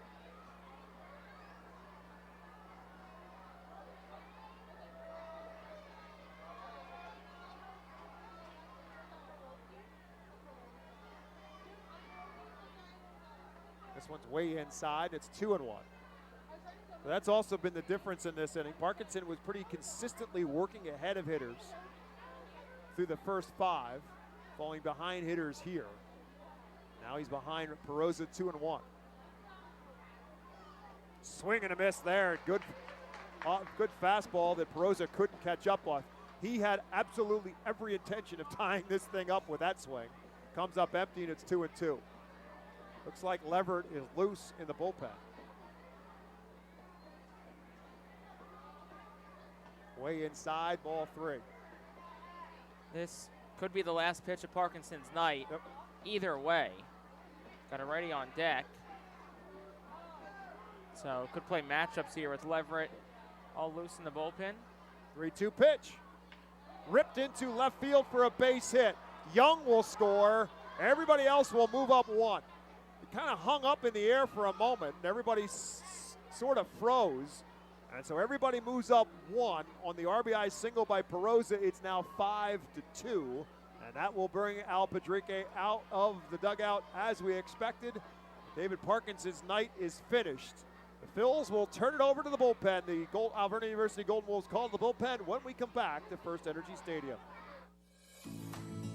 The Reading Fightin' Phillies are proud to partner with Berks County Mental Health and Disabilities Program. Together, we are striking out the stigma in order to raise community awareness about mental illness and suicide prevention with 3 simple words. Are you okay? The help is to begin a conversation to show Berks County that we care. Suicide hurts and affects everyone, but help is here. We will work together to help raise awareness about suicide and identify what we can do as a community to prevent it. People in need of assistance and support should call Crisis Intervention at 610-379-2007. Spend some quality time with the family by taking them out to the ball game every Sunday home game at FirstEnergy Stadium. Sundays are Berks Packing Sunday Family Fun Days, presented by Golden Oaks Golf Club, PA Army National Guard, Culligan Water, Aspen Home Improvements, and Rip It Baseball Town Charities batting cages. Get 4 tickets, 4 hot dogs, and 4 sodas for only $56 when purchased in advance. Join us for Berks Packing Sunday Family Fun Days at all Sunday home games all season long at FirstEnergy Stadium. Looking for the place to have the ultimate family fun at the Fightin' Phil's game? Look no further than Capital Blue Cross Funland. Capital Blue Cross Funland features the most exciting games and entertainment at the ballpark, including speed pitch, mini golf, ring toss and peach basket toss, mascot autograph booth, a bounce house, and the incredible giant inflatable slide. Bring your family to all the fun at their next Our Phil's game at Capital Blue Cross Funland. So the call of the bullpen will bring Adam Leverett to the mound for the Phils, his 16th appearance. And he walks himself into a pickle here. Bases are loaded, 1 out, a run in. 5-2 Phils lead. And Brandon McElwain now bats for the Ponies. Taps the first pitch foul. Mariano Duncan kind of waved at it. Mariano playing much more shallow as the third base coach now with the bases loaded than he does with the bases empty. He plays literally behind the infield cutout under normal circumstances. 0-1 pitch into dirt. Another nice block by Iser, and it's 1-1. They do appeal. He did not swing. McElwain 0 for 2 on the night.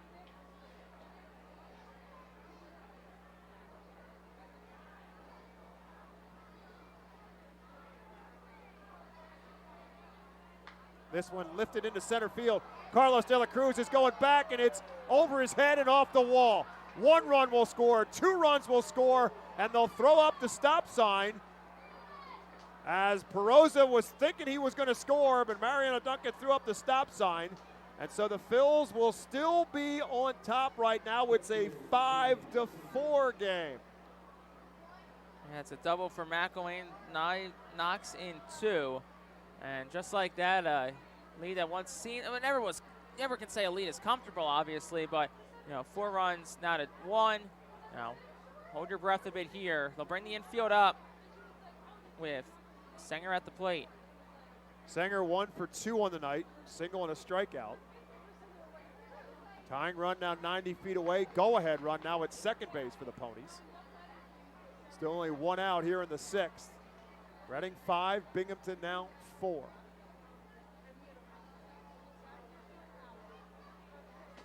Pitch up high, and it's 1 ball and 1 strike. So Brandon McElwain with the 2-run double. 28-29 RBI of the season for McElwain. Sanger fouls this one straight back, and now Leverett ahead, 1 ball and 2 strikes.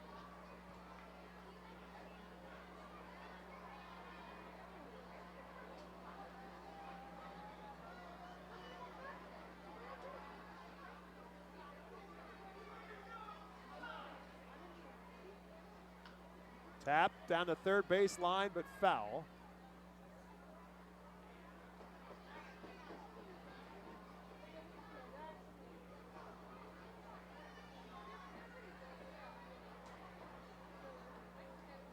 Phil's again with the infield up. And it cut down the tying run. Peroza the runner.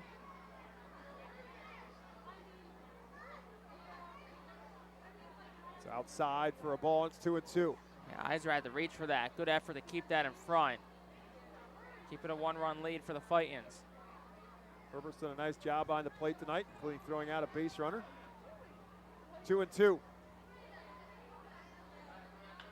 Lifted into right field. That's going to be deep enough to score a run.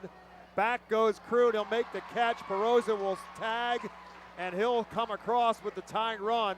McElwain also tags and moves up. It's now a 5-5 game. In the blink of an eye, things can change, and 4 runs in the 6th for the Rumble Ponies. And just like that, things have changed. Still a guy on third of 2 outs. And the Fightin's got to get this out. And then you got 8-9-1 due up in the next inning. Joe Swazi now the batter. Swazi 0 for 2 on the night. Safe his last time at base, on base with on a fielder's choice, and then got thrown out trying to steal. So the runner at third base now, McElwain. He represents the go-ahead run for the Ponies. First pitch, a curveball and a good one from Leverett.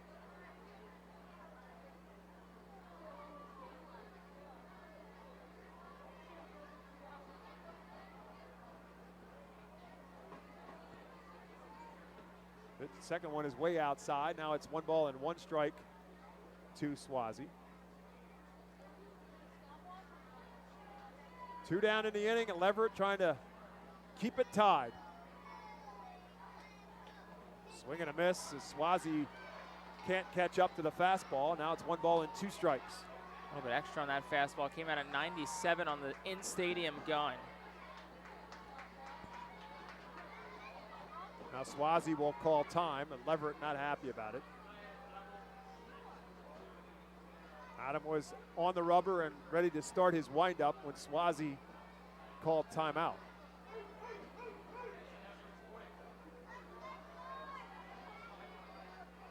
Back in the box and ready to go.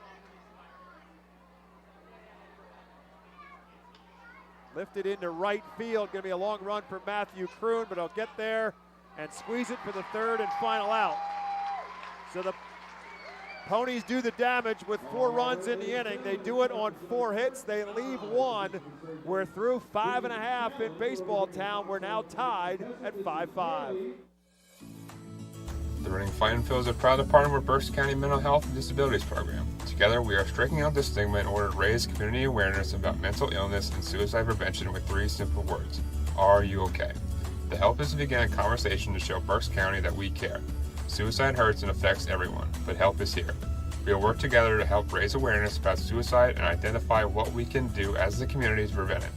People in need of assistance and support should call Crisis Intervention at 610-379-2007. Spend some quality time with the family by taking them out to the ball game every Sunday home game at FirstEnergy Stadium. Sundays are Berks Packing Sunday Family Fun Days, presented by Golden Oaks Golf Club, PA Army National Guard, Culligan Water, Aspen Home Improvements, and Rip It Baseball Town Charities batting cages. Get 4 tickets, 4 hot dogs, and 4 sodas for only $56 when purchased in advance. Join us for Berks Packing Sunday Family Fun Days at all Sunday home games all season long at FirstEnergy Stadium.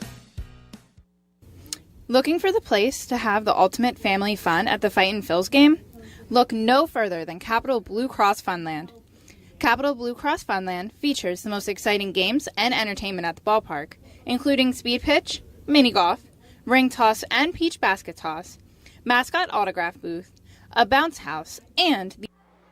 We head to the bottom half of the 6th inning. Now a brand new ball game with the Ponies tied up at 5-5. The Phils will send Herbert Iser, Matthew Kroon, and Madison Stokes to the plate, and they will do so against a new pitcher into the game for the Rumble Ponies. Justin Courtney comes in to take over from Mike Vassell.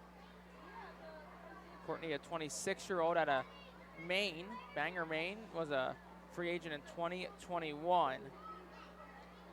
It's his 11th appearance of the year. He's 0-3 with a 5.74 ERA. Herbert Iser, 0-1 on the night, did walk back in the 4th inning. He's ahead in the count now, 2 balls and no strikes. Left-handed hitter is Iser. Makes this one for a called strike at the letters. It's 2-1. Andrew Baker, as we expected, is up in the Phil's bullpen. He'll get the 7th. Phil's hoping to give him a lead. Iser fouls one out of play. Now it's 2-2. 15 2/3 for Courtney, 13 hits allowed. Has allowed 6 home runs, 18 strikeouts to 9 walks. Opponent's hitting .228 against the righty. I like that one stat you gave more than the others. That being the 6 home runs. 2-2 to Iser.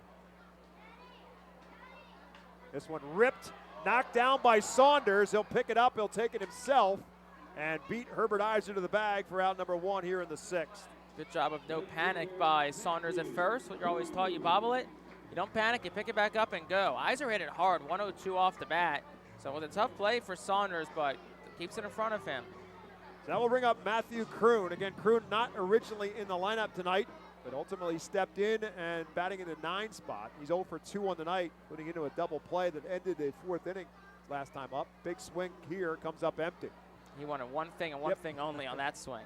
He sure had thoughts of putting the Phils on top. Been a while since Kroon went deep.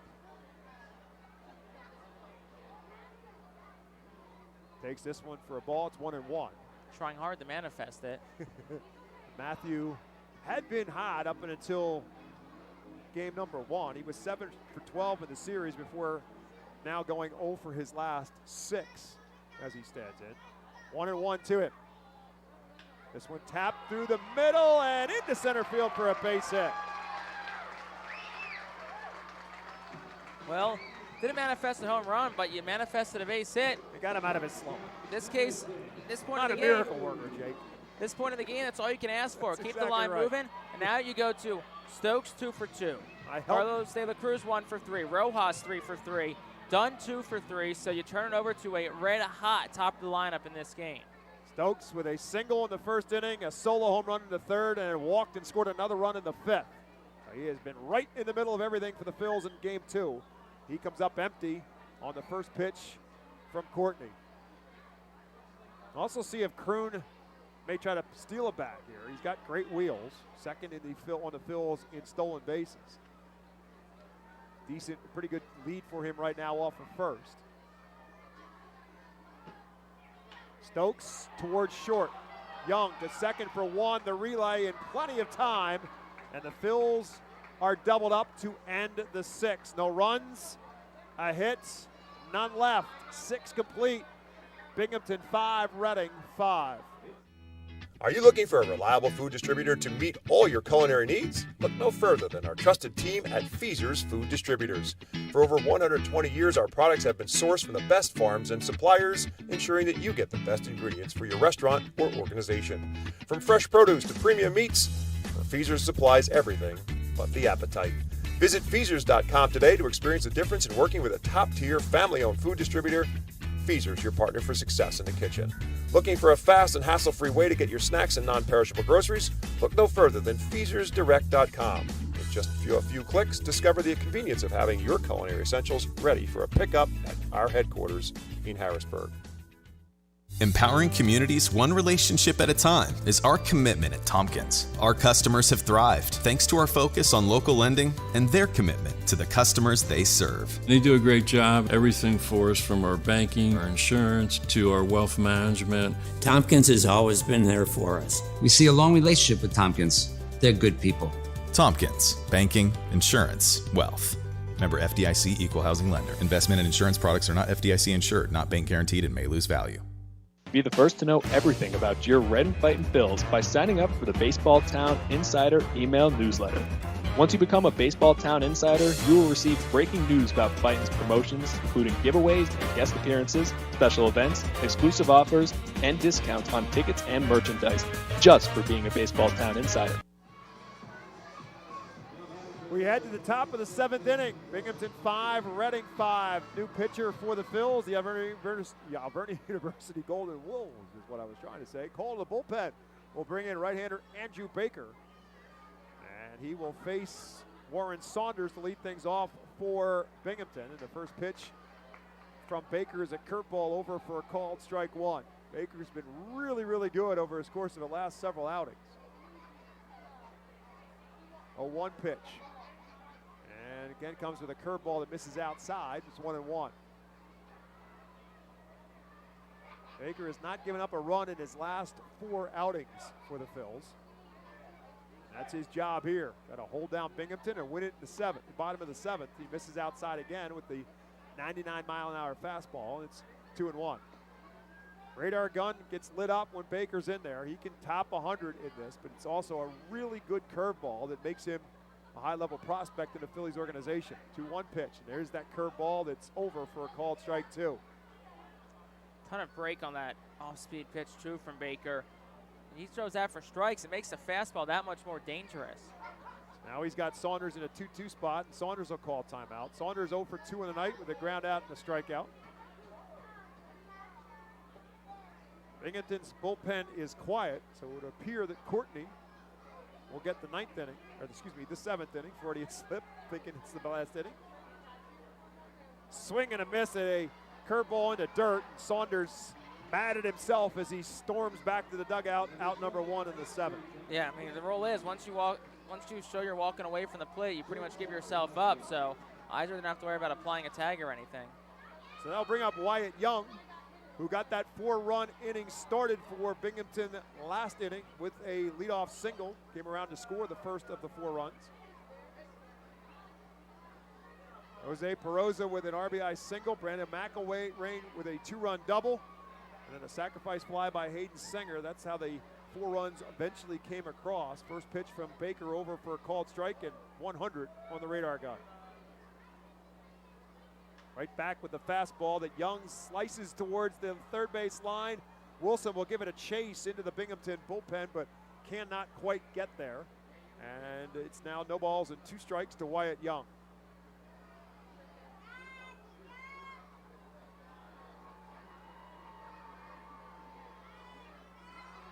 Baker's delivered 2 fastballs so far to Young. Third is the same, and Young keeps himself alive, fouling it into the left field grandstands. And Young was way behind that fastball, so you wonder, do you try and climb the ladder? But if you climb the ladder, I mean climb the ladder out of the strike zone, or do you try and mix it up with an off-speed pitch down at the feet? See where Baker goes 0-2. Again, slaps it down the third base line, and again, foul. So Young staying alive as Baker seems to be determined that he's going to get a fastball by Young. And again, Young, don't be fooled by the 5'6", 160 pounds. He can hit. Again, he hit a ball hard off of Alvarado the other night. There's the curveball and a beauty, and that locked him up. So he didn't get him with 4 fastballs, but he got him with a hook. Yeah, I mean, that's the thing. You go fastball, fastball. He's thinking and sitting fastball. You throw the hook, and he has no chance against it. So that'll bring up another left-handed hitter and the leadoff man, Matt Rudick. Rudick 0 for 3 on the night. 2 down here in the 7th. Phils will have 2, 3, and 4 due up in the order in the bottom of the 7th.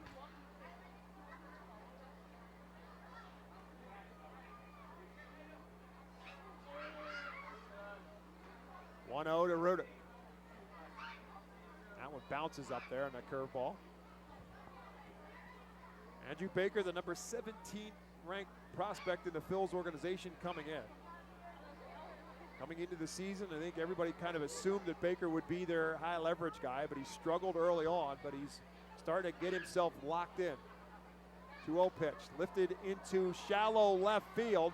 Stokes back, Wilson in. Wilson will take charge and make the catch.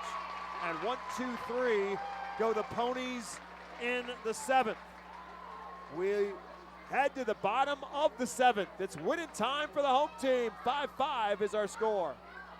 Nursing home neglect is a serious problem. If you or a loved one has suffered from bed sores obtained in a nursing home or a fall down in a nursing home resulting in a fracture, our friends at Swartz-Culleton can help.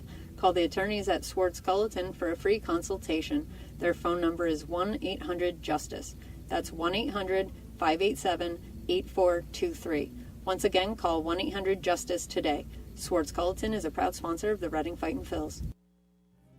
International Fireworks is the official fireworks provider of the Phils. International Fireworks shoots every fireworks show throughout the season, including 8 Mega Blast fireworks shows. International Fireworks also provides the pregame fireworks after the national anthem at each game. International Fireworks has a nearby retail store in Douglasville, Pennsylvania. where you can purchase all of your fireworks. Visit fireworksrus.com for more information about the International Fireworks Retail Store in Douglasville. Thanks again to International Fireworks, the official fireworks provider of the R-Phils. Jimmy G's Railroad House Sports Bar and Restaurant in Sinking Spring is a family-friendly neighborhood sports bar and award-winning restaurant serving the Berks County area for many years. Catch a game on the 26 high-definition televisions. Come try the delicious food and drink menu. Come relax and enjoy an evening at the Railroad House, conveniently located at 152 Woodrow Avenue in Sinking Spring. Jimmy G's Railroad House is a proud Fightin' Phil's team feed partner. To the bottom of the 7th we go, and a reminder, this is game 2 of a doubleheader, which means this is the bottom of the 7th of a 7-inning game. If the Phils can walk it off tonight, they will send Carlos de la Cruz, Johan Rojas, and Oliver Dunn to the plate to face Justin Courtney in his 2nd inning of relief work for the Rumble Ponies. De La Cruz 1 for 3 on the night. Singled and scored in the Phils' 3-run 5th inning.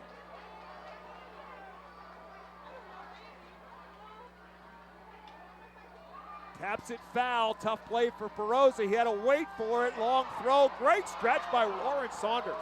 Saunders has done a great job at the first base bag tonight, and De La Cruz is out for out number 1 here in the 7th. Kind of an in-between hop for Perosa at 3rd, and he had to wait for it, which obviously gives De La Cruz more time to get down the line, and a great stretch by Saunders. And De La Cruz is retired, so that'll bring up Johan Rojas. Rojas been a major factor in this one, 3 for 3, 2 singles and a 2-run triple. He's also scored 2 runs as well.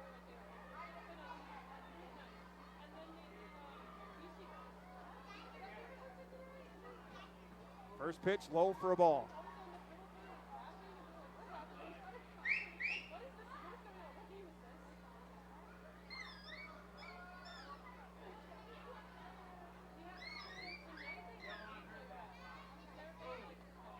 Second pitch catches the inside corner. Rojas thought it was too far inside. Now it's 1 ball and 1 strike. This is the 11th game that Courtney has appeared in. He's 0-3 with a 5.74 earned run average. 1-1 to Rojas. That's outside. It's 2-1. Courtney's pitched 15 2/3 innings, 18 strikeouts, 9 walks. He's given up 6 home runs. Beats another one towards Perosa at 3rd. Another long throw, but this time in plenty of time to get Rojas. That's 2 down.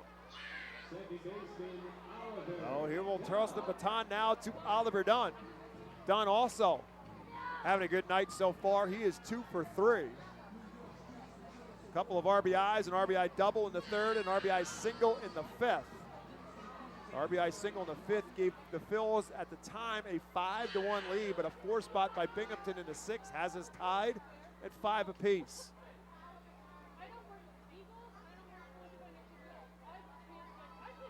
Up and in, ball 1. Phils walked it off last night in the bottom of the 9th.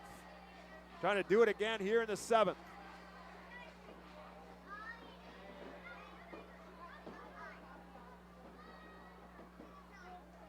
That one's outside. It's 2-0. Nick Podko in the on-deck circle if there's a chance. Fans hopeful to see this one come to an end because Mega Blast fireworks to follow when this one's over. 2-0 pitch. Low and in, ball 3. It's 3-0 now.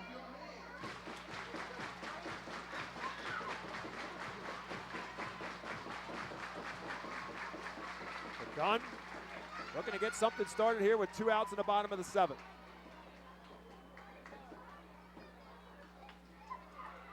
Fisted on the right side. Saunders backhands it, flips to Courtney covering in time. And for the 2nd straight night, we will head to extra innings. Binghamton 5, Reading 5 to the top of the 8th when we come back after this.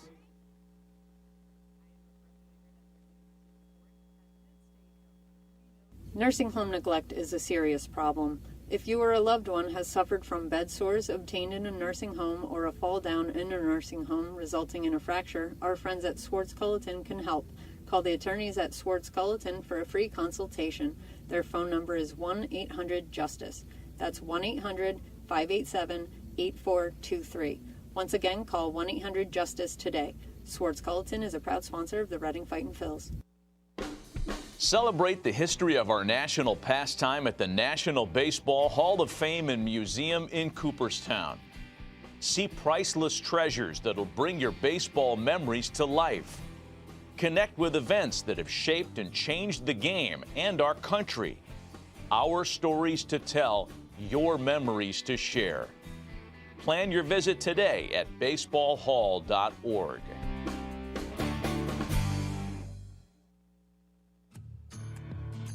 The Reading Fightin' Phil's birthday package is the best way to celebrate a birthday. Whether you're a youngster or an adult, there's no better birthday than a Fightin' Phil's birthday. The Fightin' Fan birthday package is customizable for fans of any age and starts at just $130. Base packages include 10 general admission tickets to a Fightin's home game, an autographed baseball, and a VIP reserved parking spot. Fans can also add a wide variety of experiences and options to make sure your favorite Fightin's fan's birthday is a grand slam.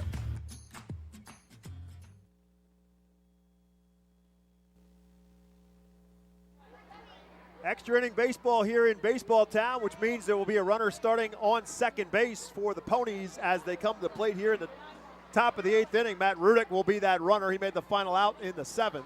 Rowdy Jordan is the batter, facing Andrew Baker now in his second inning of work, and the first pitch to Jordan is over for a called strike one. Breaks his bat down the first baseline, and it's a foul ball. Bat was just shattered. Carthy Tatum made the play, and Baker covered for the out, but the umpire, the home plate umpire, Austin Snow, immediately called it a foul ball. But Rowdy Jordan needs himself a new piece of lumber because he didn't just break that bat, it splintered into about 4 or 5 different pieces.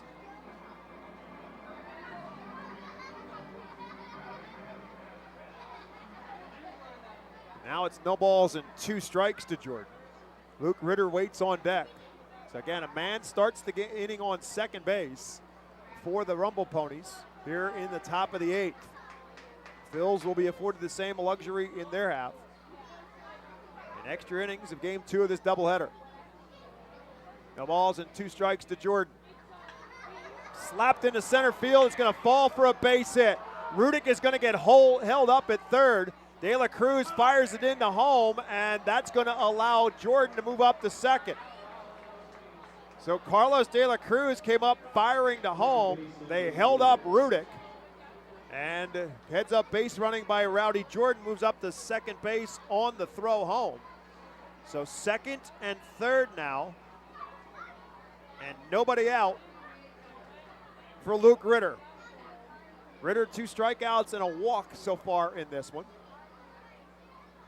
Reading will bring the infield up, try to cut down the go-ahead run.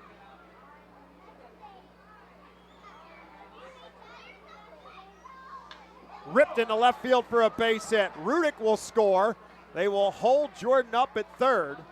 So Luke Ritter with a base hit that puts Binghamton back on top for the first time since back in the second inning. RBI single for Ritter scores Rudick. 6-5 Binghamton on top. First and third now, and still nobody out for Perosa. Perosa a single and a home run and a couple RBIs, and this one has scored a couple runs as well.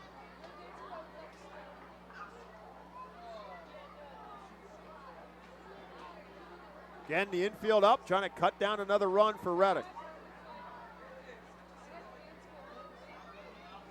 Runner takes off from first. Rutter will move up. That'll be defensive indifference. It allows him to move up to second base, but it also takes any kind of a force out. But again, the Phils with the infield up. Pitch to the plate was a ball. Curveball and a good one. And it's over for a strike. Max Coons now will begin to throw in the Phils bullpen. Some stirring as well in the Binghamton bullpen. After Justin Courtney gave them 2 innings. 1-1 pitch coming from Baker. Swing and a miss, another curveball, and Perosa was way out in front of it. So now it's 1-2 to Jose Perosa, who calls time at the plate.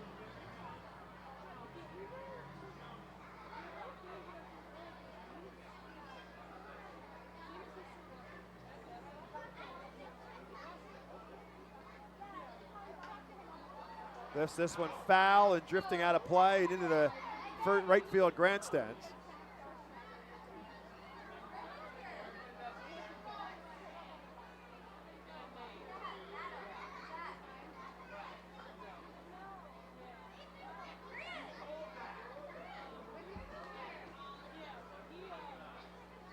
Marcel Renteria is warming up in the Binghamton bullpen. This one slapped down the right field line and fair. Jordan will score, Ritter will score, as Kroon eventually runs it down, and it's a double for Perosa. He drives in 2 more runs, and it's now an 8-5 Binghamton lead.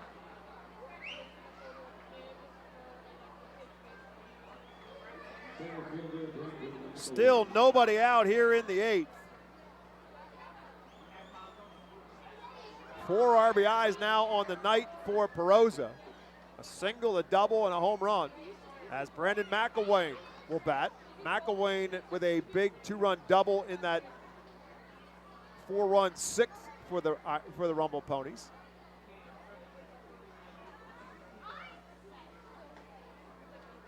Curveball that McElwain ducks out of the way of for ball 1.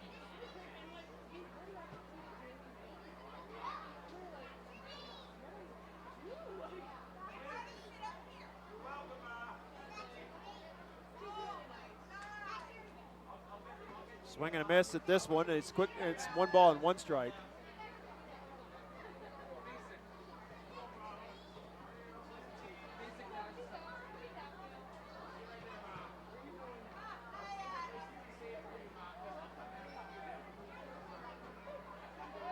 This one hit hard towards Stokes. Plays him on the big hop and to throw across for the out. That's finally the first out in the 8th.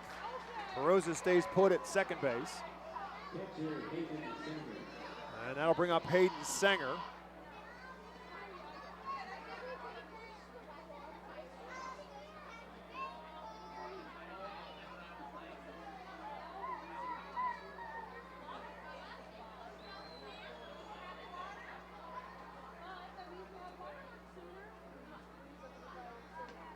Sanger 1 for 2 on the night. Single and a sacrifice fly.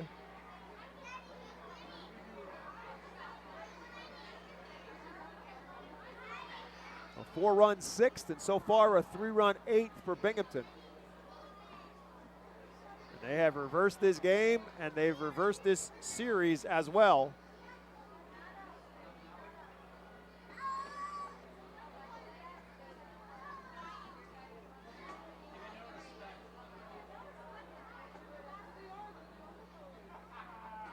Breaking ball misses inside. It's 2-1 to Sanger. Binghamton won the first 2 games this series. The Phils with a walk-off win last night at 2-1 and led going into the 7th in game 1 of this one, 1-0, for Binghamton rally to tie it and then win it in the 8th. So going into this one, Binghamton could do no worse than split the series. And Reading had the 5-1 lead in this game. And then if you're Reading, you're thinking, okay, take care of business on this one and win tomorrow and at least split the series. But now Binghamton's in a position to take 4 of the first 5. This pitch is outside, ball 4 to Sanger. First walk surrendered by Baker. 2 on now and 1 out. And that'll bring up Joe Swazi. Brad Burgesson now will take a stroll to the mound, have a conversation with Baker. As we said, Baker had really been pitching well of late. Came in the 7th, at a 1-2-3 7th inning. But again, with the runners in position to start this inning, single by Jordan, a single by Ritter, a double by Perosa, and now a walk. 3 runs across, 2 men on, only 1 out. And Swazi, who's 0 for 3 of the night, at the plate.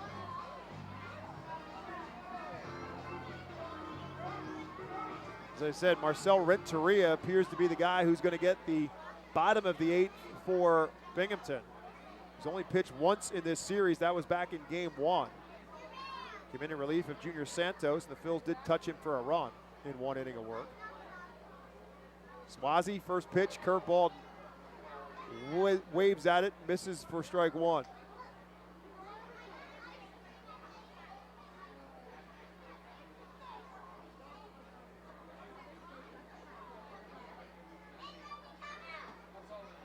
Tries to get him a chase a curveball outside this time. It's 1-1.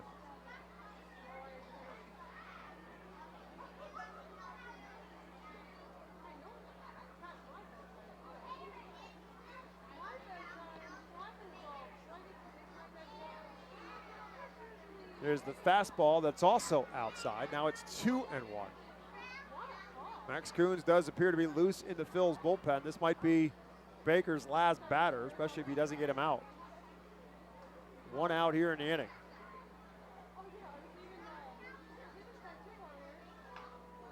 Nubbed in front of the plate. Baker will make the play himself. Only 1 play, and that's the first for the out.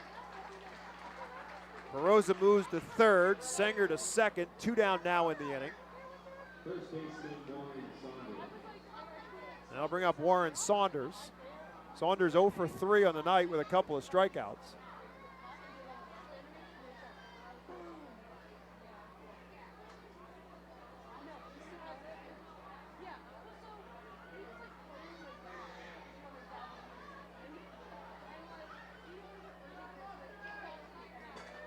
First pitch from Baker. Misses inside, ball 1.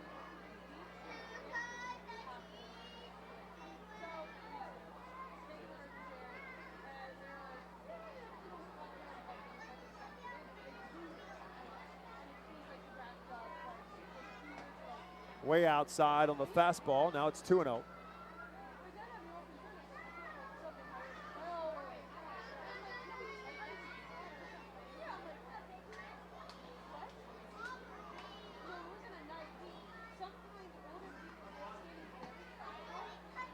Misses again outside. Now it's 3-0.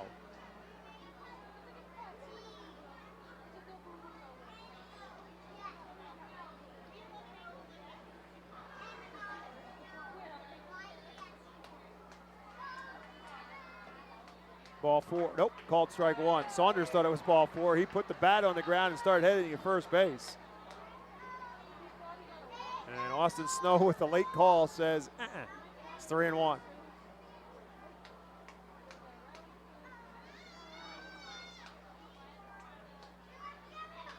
Fouls that went away. Now the count is 3 balls and 2 strikes.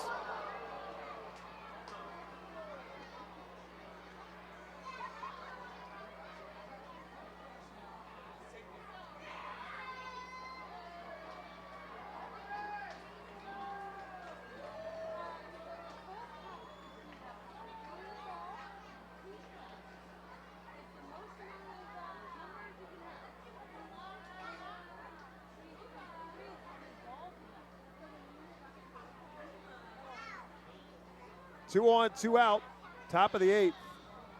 Ponies with 3 runs across so far in this inning. Misses ball 4. Second walk surrendered by Baker. That's going to be the end of the night for Andrew Baker. Bases are loaded for Wyatt Young. But Al Padrique is going to make the walk to the mound, and he's going to bring in Max Coons. So we'll take a timeout. Back with more after this on the Reading Fightin' Phil's Radio Network.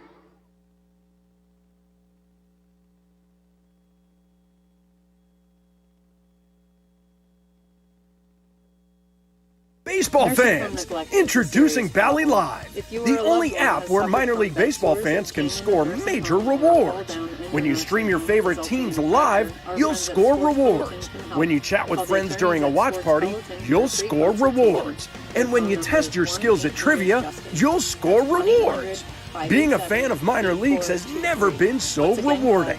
So what are you waiting for? Download Valley Live for free from the app or Play Store and start scoring Celebrate rewards the history today. of our Burke's national Immunization pastime at the Coalition works to National provide leadership Baseball and Hall of education Fame and in promoting Museum in age-appropriate Cooperstown. immunization across the See lifespan for all priceless residents of Berks treasures County. that'll bring your This is a baseball coalition memories to comprised life. of local physicians, Connect nurse with events that practitioners, have shaped school and nurses, changed the game immunization and our coordinators, country. immunization Our advocates, stories and to pharmaceutical tell, representatives your memories working to to encourage share. continuity of immunization Plan your through visit medical today at resources. baseballhall.org. They focus on educating both the community and the providers.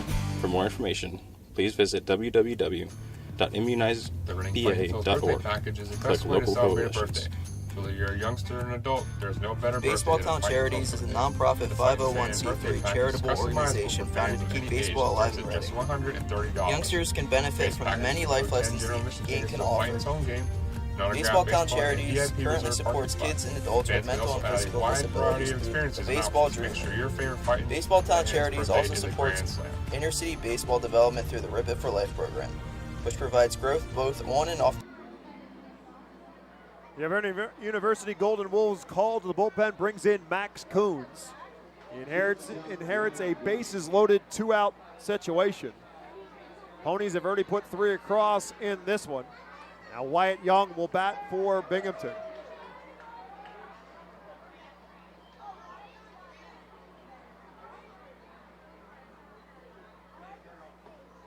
First pitch from Coons, misses for a ball. For Coons, this is his 17th appearance. He's 1-2 with a 9.56 earned run average, 16 innings, 24 strikeouts, 17 walks. 1-0 pitch, over for a called strike. It's 1-1. 96 on the radar gun for Coons.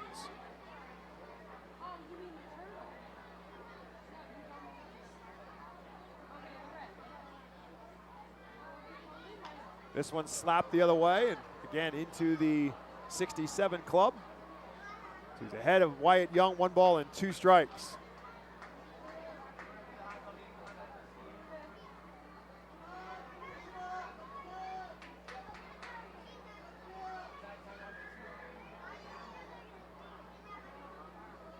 Bounces that up there. Good block by Iser. Couldn't find it. Perosa dancing its way off of third base. There's no way he was going to score on that. Eventually had to scramble his way back to third to make sure Iser didn't try to just throw him out. Had no idea where he was going. Not sure if he knew where he was going. But now he's back at third with 2 balls and 2 strikes on Wyatt Young.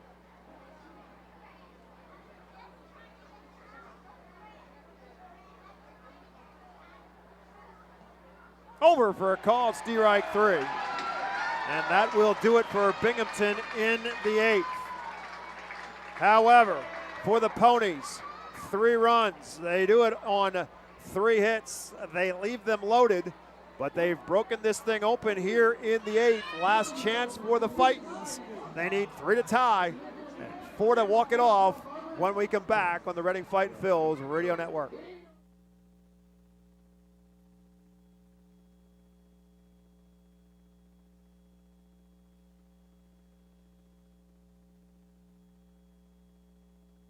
Baseball fans, introducing Valley Live, the only app where minor league baseball fans can score major rewards. When you stream your favorite teams live, you'll score rewards. When you chat with friends during a watch party, you'll score rewards. And when you test your skills at trivia, you'll score rewards. Being a fan of minor leagues has never been so rewarding.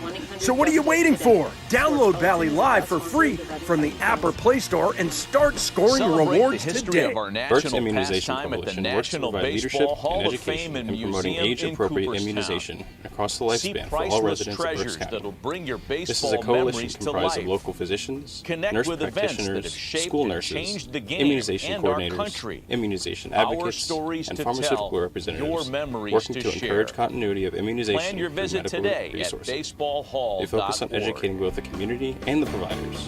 For more information, please visit www.immunizeba.org. Package is the Click best way to local celebrate a coalitions. birthday. Whether you're a youngster or an adult, there's no better Baseball birthday Town than Charities is a nonprofit 501c3 charitable organization founded to keep baseball alive in Reading. Youngsters can benefit from the many life lessons the game can offer. Baseball Town Charities currently supports kids and adults with mental and physical disabilities through the Baseball Dream. Baseball Town Charities also supports inner-city baseball development through the Rip It for Life program, which provides growth both on and off the baseball field. For more information, please visit baseballtown.org.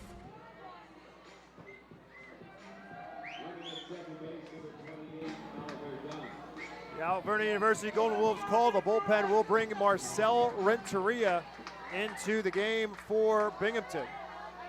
Oliver Dunn will start this 8th inning on second base in the extra inning rule. And the first batter facing Renteria is Nick Podkol. Podkol 0 for 3 on the night.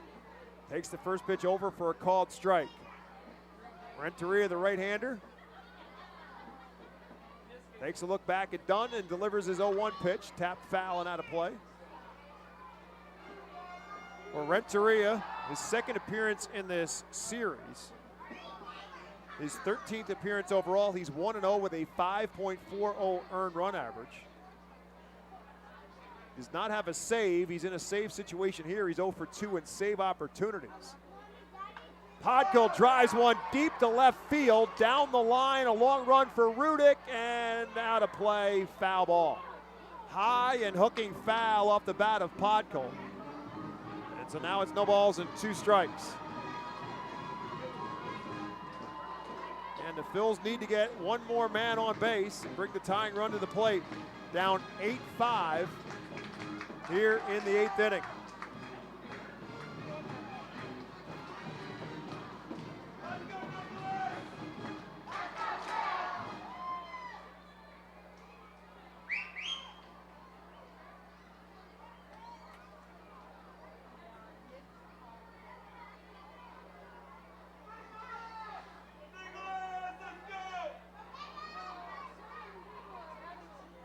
Renteria's pitch. Fouled out of play. Podkol stays alive.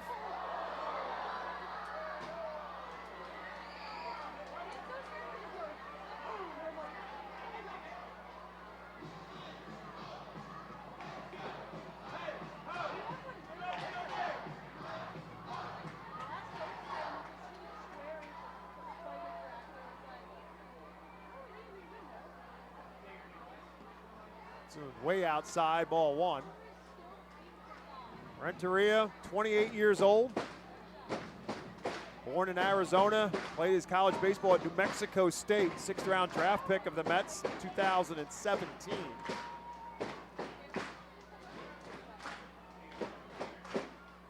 This one way outside for a ball. Appeared in just 3 games last year for Binghamton. Ended up going on the disabled list after a brawl erupted in a game against Portland. And in that brawl that Renteria was a part of, he suffered a torn ACL and missed the remainder of the season. 2 balls and 2 strikes now to Podkol. Foul tipped in and out of the glove of the catcher Hayden Sanger, so Podkol stays alive. On that play and in that game, Renteria hit the batter for Portland, who, walking to first base, Renteria was arguing with the umpire that he thought it hit the bat and not the batter. And the batter took objection to it and went after him, took a swing at him, and a brawl ensued. 2-2 pitch, ripped into center field. McElwain will close the gap and make the catch. Oliver Dunn will tag up and move to third with now 1 down. So Podkol hit it hard. McElwain makes the catch for the first out. Man on third now for Ethan Wilson. Wilson 0 for 3 on the night, did reach base on an error back in the 4th inning.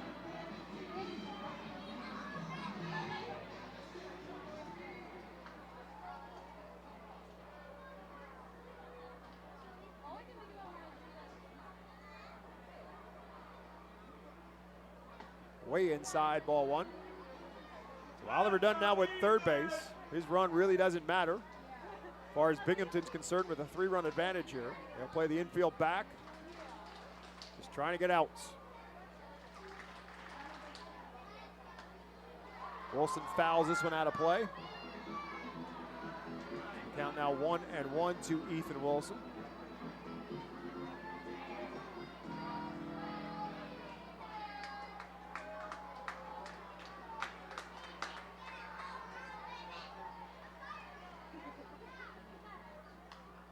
Fouls another one out, virtually in the same direction.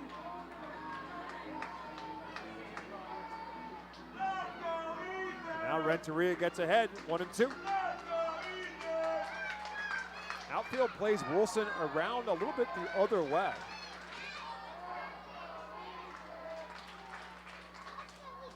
And that was on the inside corner, strike 3. It's 2 down. Phil's down to their final out. It'll be McCarthy Tatum who will step to the plate for Reading. 0 for 3 in the night. He too reached on an error in the 4th.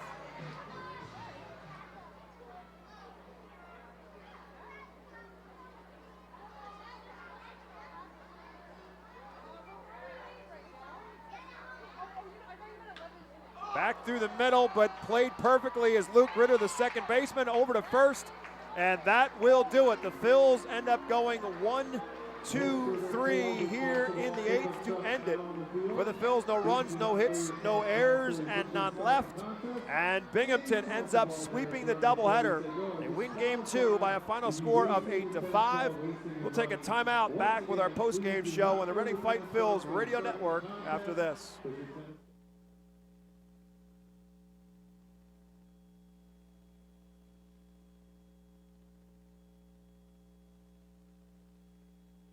Baseball fans, introducing Bally Live, the only app where minor league baseball fans can score major rewards.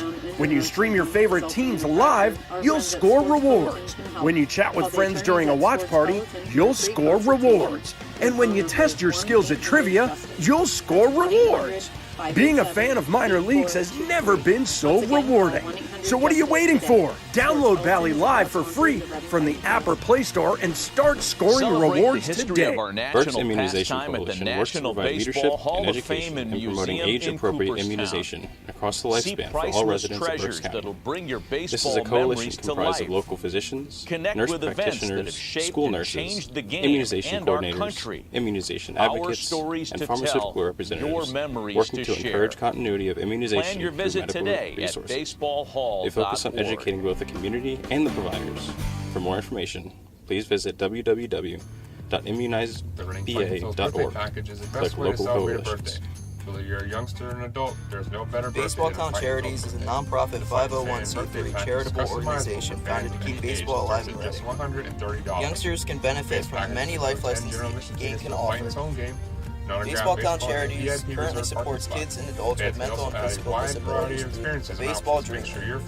Baseball Town Charities also supports inner-city baseball development through the Rip It for Life program, which provides growth both on and off the baseball field. For more information, please visit baseballtown.org.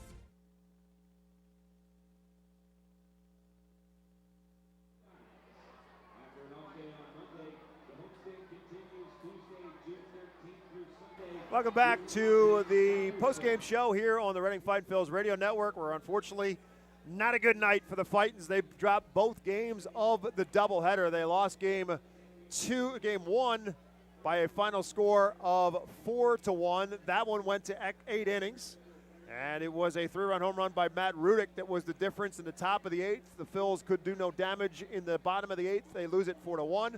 And in game 2, that too goes the way of the Ponies by a final score of 8-5. Here's how this one unfolded. Binghamton got on the board first. David Parkinson on the mound for the Fightins to start. Mike Vassell, one of the top prospects in the Mets organization, on the mound for Binghamton. And it was Jose Peroza who got it started for Binghamton with a solo home run in the second to make it a 1-0 game. Reading countered with 2 in the bottom half of the 3rd inning. Madison Stokes started it. He hit a solo home run. Then Johan Rojas got a bunt base hit. And Oliver Dunn followed with a line drive in the right center field gap that rolled to the wall for a double. And Rojas came around to score, and the Phils took the lead as a result at 2-1. And then finally Reading added on to the lead. That was one of the things they had not been doing. And they did that in the 5th. They got it started with Stokes and a walk. Carlos De La Cruz followed with a single. And then Johan Rojas lined one down the right field line and into the Phils bullpen. Stokes scored, De La Cruz scored, Rojas rolls into 3rd with a 2-run triple.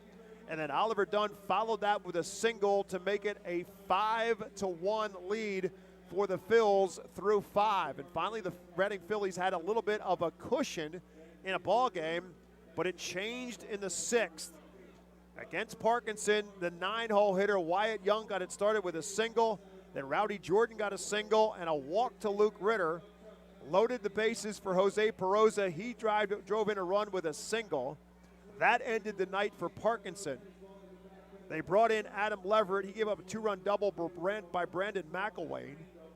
And then finally the inning ended after Hayden Singer got a sacrifice fly to bring on one more run, and it was a 4-run inning for Binghamton to tie the game up at 5-5. Phils couldn't score in the 6th. Neither team could score in the 7th, so we went to extras for Game 2 of the doubleheader, just like we did in Game 1. And just like they did in Game 1, Binghamton put up a 3-spot in the 8th. That started again with a man on second base. That was Rudick. As in extra innings, that's the way it starts, with a man on second base. Rowdy Jordan got a single. Then Luke Ritter followed with a single that plated Rudick to put Binghamton on top. And then Jose Peroza brought in both Jordan and Ritter with a double. And it was an 8-5 game in favor of Binghamton. The Phils had Oliver Dunn on second base as the ghost runner, if you will, on second base to start the 8th inning. But they went 1-2-3 in the 8th. Phils did not have a hit in this game after Oliver Dunn's RBI single that made it 5-1. They went 1-2-3 after that.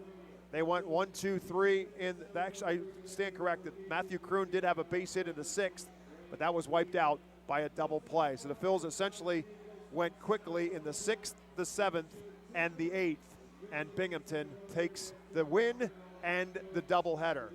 For the Rumble Ponies, 8 runs on 9 hits. They committed 2 errors. They left 5 on base. For Reading, 5 runs on 9 hits. They did not commit an error. The Phils have not committed an error in this series. Not that that's helped a whole lot, as they're now down 4 games out of 5 in the series.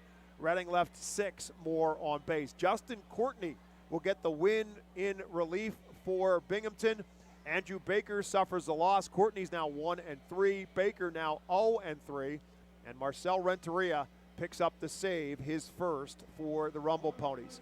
So they'll be back in action tomorrow. Again, the series finale is at 5:15 tomorrow night here at FirstEnergy Stadium. The Reading Hot Dogs, as the Phils are on Sunday afternoon on a Sunday Family Fun Day, brought to you by Burke's Packing. The Phils will play as the Reading Hot Dogs, and they'll take on the Binghamton Rumble Ponies. 5:15 is game time. Phils fans get to run the bases after the game is over. Our Phils tickets are available at 610-370-BALL or order online at ourphils.com. Time of Game 2 of the doubleheader, 2 hours and 20 minutes.